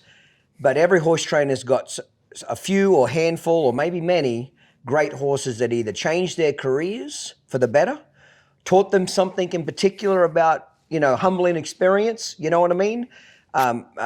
Or just really changed the trajectory of their entire career. So is there any particular horses you want to talk about that really impacted your career or taught you something from a horsemanship perspective that you said, okay, like Bob talked about Major Bonanza. That horse was a game changer in his life, that got him the next great horse. Because every young trainer, doesn't matter what event, when you get that big win, that leads you to that next customer with a great horse. Right. And that next one, and that next one. And as you said, you can be a great horse trainer, but if you don't have the horse flesh, you're not beating anybody. So what do you have to say about that subject? Well, every great contestant has a horse behind their name. Mm-hmm. And when I started my show career, I rode my own horse first year, and my family bred and raised him, and he was ugly. Yep. He was good, but he was very ugly, and but I rodeoed on him and made the national finals and did all that, and so he was good. Probably what helped jumpstart me and getting noticed by the public in the training industry. Yep. Is I got to hired to ride and show Zanpar Jack. Okay. At that time that I was hired at the first of the year, I should say hired and fired. Okay. So you went to work for some people. Well, I was working at different shows at this point. Yep. Like I would go to Fort Worth to the show for some people. I rode a lot of horses for, I've been very fortunate. I got to ride a lot of horses for Matlock and Sam Rose. Yep. I got to ride horses for... Now, when you say ride horses, you trained them or they already trained and you just showed up to rope on? And I would go to their house 2 days before the show. Oh, and get used to them. And get used to them and then show them for them because, I was probably one of the better healers at that time. Okay. And they wanted to hire you to ride their horses for what? Get To win points the on them? shows. To win the horse shows. Try to win the horse shows. And winning the horse shows gets points on them, builds their careers, makes them more valuable. Right. So in essence, you're kind of like a hired gun. I don't mean that disrespectfully, but No, basically you're that's what you're a fucking hired gun. You're a murder man. They call you, take this person out. They're calling you saying, I need you to go rope on this stud. I need some points on him. And that's a talent in itself to be able to ride horses you haven't trained. That's really how I started doing it a lot and finding out who I was and finding out how good I could ride and get noticed by the public. Yeah. And so I got hired by Carol Rose to ride Zampar Jack at Fort Worth at the stock show. How old is this horse at this point? 5. Did Bobby train him? Who trained him? No, Billy Allen trained this horse Billy Allen. this time. Okay. So I showed up Fort Worth and I won the heeling on him. And John Miller showed him in the head and I healed for him. And so I did my job, but I got fired Okay. before Houston. Carol fired you. Carol fired me, and It's weird as fuck, but anyway. that's the second. I'm a dumbass. I got fired twice by her, but that's all right. And I can live with that. I guess I'm not the first one. No, hell no. You won't be the last either. And funny. so then, but she wouldn't. At this time, she wouldn't let me help. Like usually, anybody asked me to help them, I would do it. Yeah. I mean, they would give me a little bit of money. I'm a broke cowboy trying to make it. Yeah, you're up for hire. You're a hired gun. If they're going to pay you, you're going to show up, correct? Right. So she wouldn't let me help Matlock and Sam at Fort Worth. Okay. Come time for Houston, Matlock calls me, says, you come show Skip Steel Bar in Zanspar. Sure. So a little warm-up arena out there riding out back. And, of course, I'm with the dogs. Yeah. Don Dodge is riding one horse, visiting with Matlock. I'm riding Skip Steel Bar, and he's riding Zanspar, and we're riding around the arena, and I'm like, I'm with the dogs I've been reading about. You're with your idols. Yeah, I'm with these guys. So I'm just minding my own business. Carol comes riding up there, and she says, will you help Bobby? Could have heard a pin drop in that place. Everybody turns. Matlock stops his horse. Don stops. And then I guess I'm supposed to stop. I don't know what I'm supposed to do, right? I'm just sitting there like a dummy. And he says, yeah, I'll let you help them pieces. I'll let him help them pieces of shit horses of yours, Carol. Who says But this? he's gonna Who ride- says this? Matlock Rose. Oh, I bet he does. Okay. And he says, but he's gonna ride my horses to rope for him. And I'm like, I don't say a word. I'm just looking straight ahead. Yeah. I'm like, You're just trying to survive this situation. and so it was good, What did Carol say when he said that? everything was fine. She never said where. She didn't care. Yeah. She's used to getting bashed or whatever. I guess I don't know. Now that I'm older, I know she is. But at that point, I'm like, I'm still a little wet behind the ears of this horse show deal. yeah. I'm trying to keep everybody happy. Yeah. And and I wound up winning it on Skip Steel Bar, and Bobby won second on Reprise Bar. And so everything was good. And so, when you talk about horses that might have jump-started your career, probably my catch riding days before I started training, probably was the highlight of putting me on the map, as far as that I had a good enough hand, my left hand, that people would trust me to ride their horses, that they could still do other events on. That's a whole skill set, JD, that a lot of people don't realize how difficult it is and to be a professional catch rider is its own set of skills, because you got to get on horses that other people have trained and get with them very quickly and go perform on them. You know what I mean? That's not easy. I couldn't do it at all, because I'm very particular about how I want my horses to ride, how I want them to feel, how I want them to look. I can't go with the flow. You've got to be a very unique individual to be able to let some shit go that you may not like, but you realize, hey, I got a rope in a day or two, And then other shit, you said, I can fix this in 2 days. I can get this a little better. And that's a hell of a skill set. That's not easy. It was very, very good for me. I bet you got a lot of experience on different horses, didn't you? I got to see a lot of different styles of training. So I suspect, don't want to put words in your mouth, when you got off some of these horses, you're like, I might go home and see if I can duplicate this. There was Or I need to go home and avoid this. Did any of that happen? Oh yeah, there was horses that I rode by different trainers that had things I wanted to put on them. Yep. And there was horses that I rode by different trainers that I never wanted to see again on a horse. Yes, but that's experience. So all of that was very valuable. Probably there was my dad trained a horse for me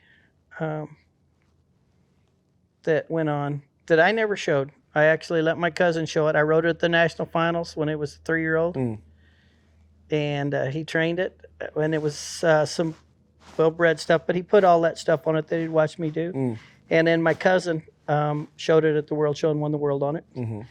And it was the first AQHA PRCA Horse of the Year. Okay. So it was, it put on the map. But at that time, I was showing horses for other people. And so I was not, I wouldn't ride my own. Well, that's what I was just going to get at. Was it hard for you to train your own horses when you're on the road so much, JD? Were you taking these horses with you so you could keep riding them? I took a lot of I didn't take a lot of horses in training then because I was still catch riding a lot. Okay. But the ones... But you had to try to train a few of your own, didn't you? Yep. So did you take them with you? Yep, always took them with me. So back in those days, are you staying in motels? You have got living quarters trailers? How are you getting around? Well, we had old blue van that didn't get very good gas mileage. So we took the back couch out, moved it up, and converted it to propane. Okay. And boxed the propane in. Propane was 8 cents a gallon. Okay. We had 100 gallons propane in there, and then had a couch in front of it that pulled out to a bed. Yeah. Okay. And then we'd stay in it and shower at the community shower. That's interesting. So you're surviving on an oily rag, like you can survive on nothing, etc. Okay.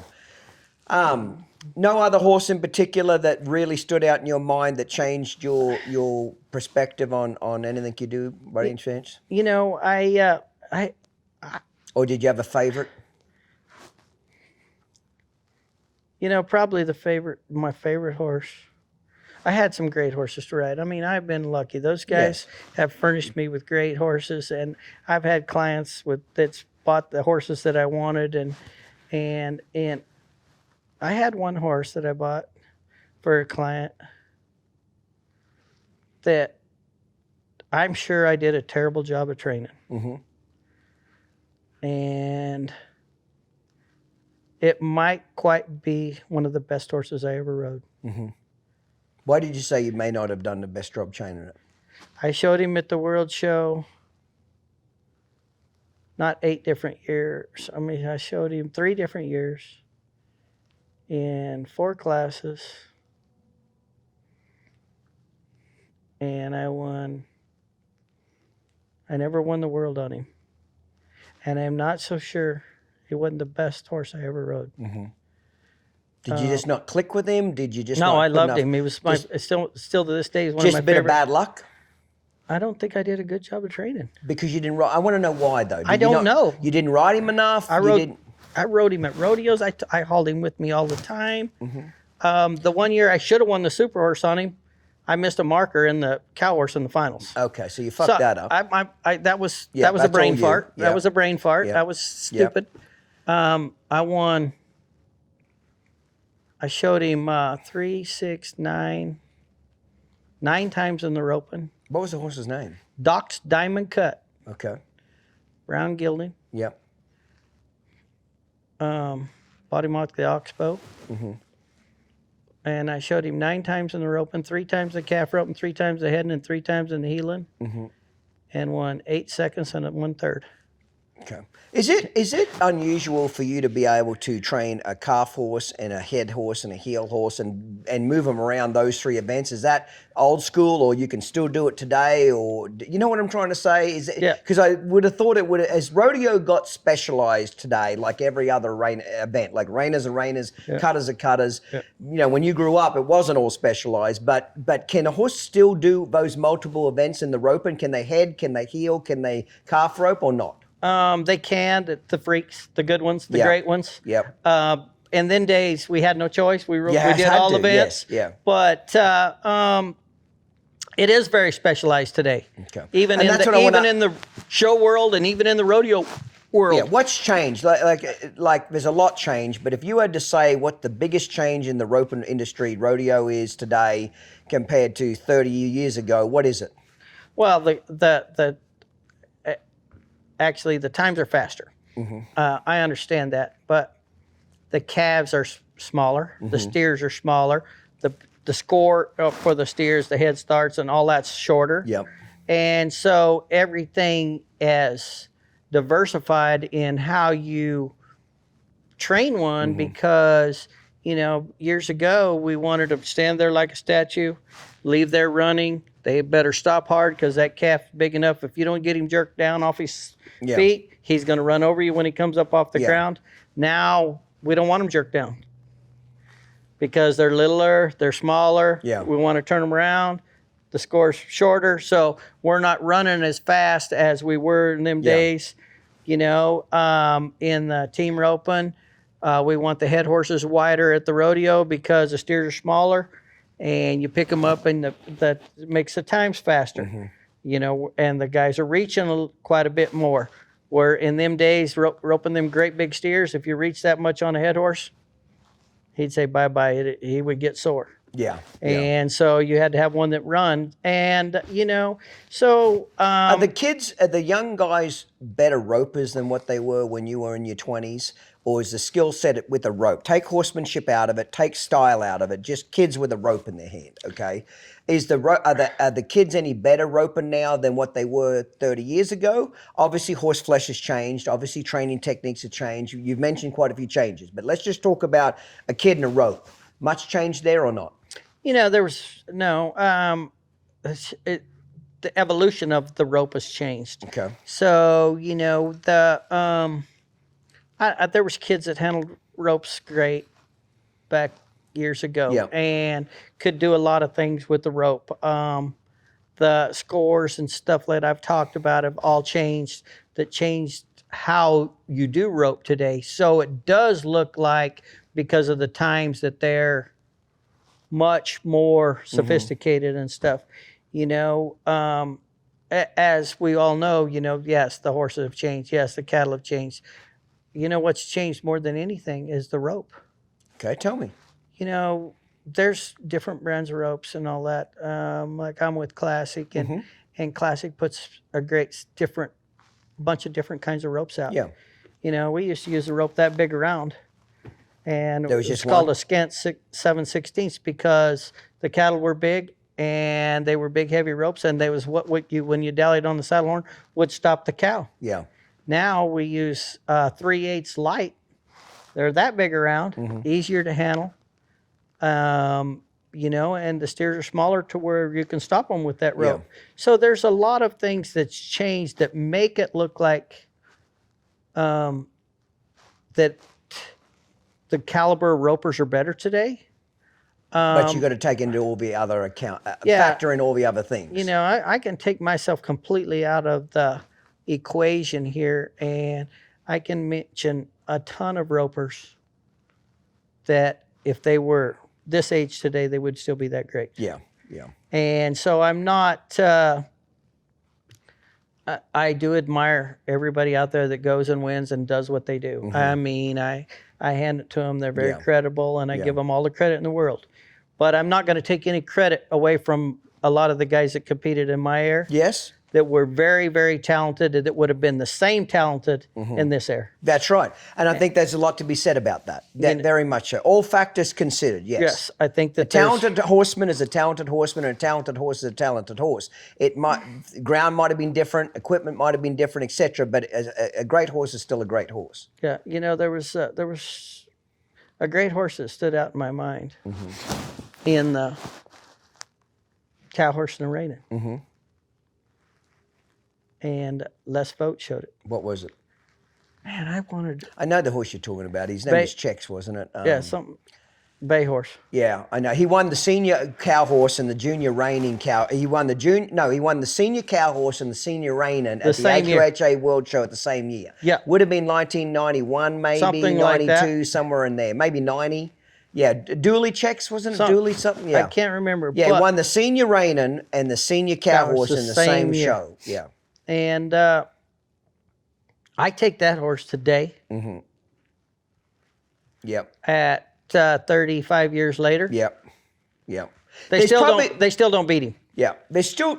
I think maybe the difference is now. Would you agree? Is that there's just more of the better horses. Yeah, there's more. It's maybe not a better horse, but there's more of them. If back in that day there was one out of every 500 that were a great one, or 1,000. Yeah. Now there might be 50 out of 500 that could go compete. Yes. Because of the bloodlines, the breedings. Most of these events now. Would you agree? We're into third, fourth generation of champions now. Yeah. We've been breeding them for 3 to 4 generations of winner to winner to winner. Where when you and your dad were breeding them, you were just trying to get out something that would sound, have 4 we straight could go compete on. You go compete on. Yeah. Final question, JD. I always ask every guest this, and I get lots of great feedback and great information. Because to be honest, I put this podcast on for me. I just love learning. I just love learning from experienced people and love hearing stories and so forth and love knowledge. And I've always been honestly attracted to older people than me. And when I was in high school, I never had friends my own age. All my friends as an adult, really, because I left high school at 15, so I had to grow up very quickly. Went from high school to an adult world very quickly. I'm 48 now, and most of my close friends are 20 to 30 years older than me. And then the sad part is they're starting to die now. I'm 48. They're starting to die. But I loved older people because I loved learning from them and their experience and picking their brain and asking questions. One of the questions I always ask every guest on the podcast, if you had to go back and give JD Yates some advice, or give a 20-year-old JD Yates some advice now about life, money, horses, business, anything really, what would you tell yourself? Or if you had to tell somebody listening to this, as a 20-year-old kid listening to this podcast now, and you had to give them some valuable advice that would maybe help them in their life, what would it be? Is there any one thing particular that you would stand out? Like for me, I would say work ethic. You can beat talent with work ethic, because most talented people won't fucking work. Does that make sense? So if you would just show up every day to work and put in your best effort and hump it, you'd be amazed how far you can really get with just a great work ethic. Okay, that's what I'd say, something like that. Is there anything you could say to the audience, or you could go talk to a JD Yates? Maybe you wouldn't have listened to yourself. Now, you had a damn good mentor with your father, okay? So he very much kept you on the straight and narrow, kept you working, and was a great mentor, still to this day by the sounds of it. But if you could go back and give yourself some advice, or somebody else, what would you say? I would probably reenact what was said to me. Keep your head down, your ass up and working, and the end result will be good. Yeah. And, that was at my age, at 63. I still live by that rule, because half the people three-fourths of people I compete against are 40 years younger than me. And every day I get up, I work harder, because that's my goal, is to beat them. Yeah. Yep. And so that's the way I have to do it, is keep my head down and my ass up and keep after it. Yep. I like that a lot. Do you find the older you get, JD, the more you try to hang around younger people, they keep you young? Do you think those young guys keep you hungry because they're younger than you and got youth on their side? You got experience and life and a lot of shit that's in your advantage, but your body may not be as good as what it was when you were 20. You know what I mean? But do you find younger people drive you more? Being around young people keep you hungrier? The reason I ask that is recently my mentor in the advertising world, Dan Stewart, passed away, my marketing company. And he said to me one time, I always remember things he said and I listened to him, and he always said, Clinton, as I get older, I think he was close to 80 when he died, he said, I surround myself with young people. And I said, why do you do that? He said, because when you're old, don't surround yourself with old people because they'll make you old. So you surround yourself with young people that are passionate, talented, hungry, want to win the world. He said, I love going to work every day, getting around young, talented graphic design artists, young, talented marketing people, because he said it keeps me fresh, keeps me hungry. He said, I don't want to hang around old people. I want to hang around young people that have got the eye of the tiger. And I never forgot that. He said, you start hanging around old people at the nursing home, pretty soon that's what the fuck you turn into, as an old person at a nursing home sitting in a chair. Do you notice that at all, or have made a mental note of that, at getting around young people, or not really? Yeah, well, I'm fortunate, and probably the biggest driving force for me today is my son. He's, one of the top ropers in the world. How old is he? He is 27, and I practice with him. I practice against him. Yep. And I watch him rope every day. And it is a big change because he's driving me now to not be lazy with my rope. Not be like, if you're going to do this, Dad, don't do it half-assed. Yeah, let's do it right. And so he's a very big driving force. I'm very fortunate that I have that around all the time. And like, he don't let me slack at all. I love that. And I can honestly say that he's a huge driving force of keeping my mind working to be high, to try to compete on a high level. Stay sharp. Yep. Well, that's it. Staying around young people. He's half your age, So, You are very lucky and fortunate, and obviously you realize it, to have your father still alive, you're alive, your son's alive. You've got 3 generations of great horsemen, great ropers that have a mutual respect for each other. That's a very unique thing that I think could be cherished for the rest of your life and your son's life and your father's life. You know what I mean? So congratulations for that. That's hard to do. Very few people get to say that their dad's still alive, they rope with them, their son, etc. So congratulations to you. Well, you've won, I think it was, the last time I read it was over 34 world AQHA world championships. You've done things that nobody else has done.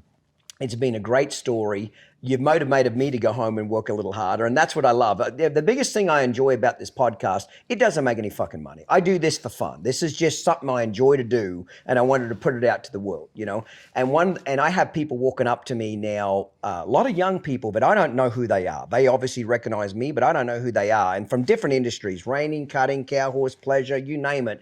And they'll walk up to me and they'll shake my hand and they'll say, Clinton, thank you for this podcast. I love it. I get hungry. I'm getting the eye of the tiger. I love listening to the guests. I love listening to their stories. These stories that you're sharing and all the guests that have been on this podcast is making a difference. It's making young people hungry again. It's making people want to go make some money. It's making people want to get their ass out of bed and make something of their lives, which I love. I love now, one of my biggest joys for me, I don't know how you feel, is I love seeing young people kick ass. I like seeing young people drive hard and be successful. Nothing pisses me off than young people that are talented but just so fucking lazy they won't get it done. You know what I mean? And I love seeing young people kick ass and do great things. And this podcast, and I'm sure your story, is going to help keep motivating people to get out of bed a little earlier, go to bed a little later, and fucking try a little harder.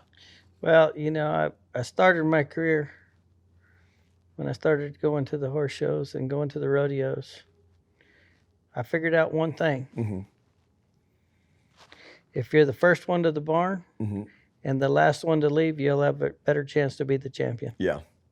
That's a damn good one. It reminds me of the most famous saying that Ian Francis, he's still alive, but Ian Francis said to me that I never forgot. He's won the cut in futurity 3 times in Australia, won the rein in futurity 5 times. He's like you, an all-round. He wasn't a roper, but he was an all-round, truly great horseman. And you knew him. You met him one time. I met him over there.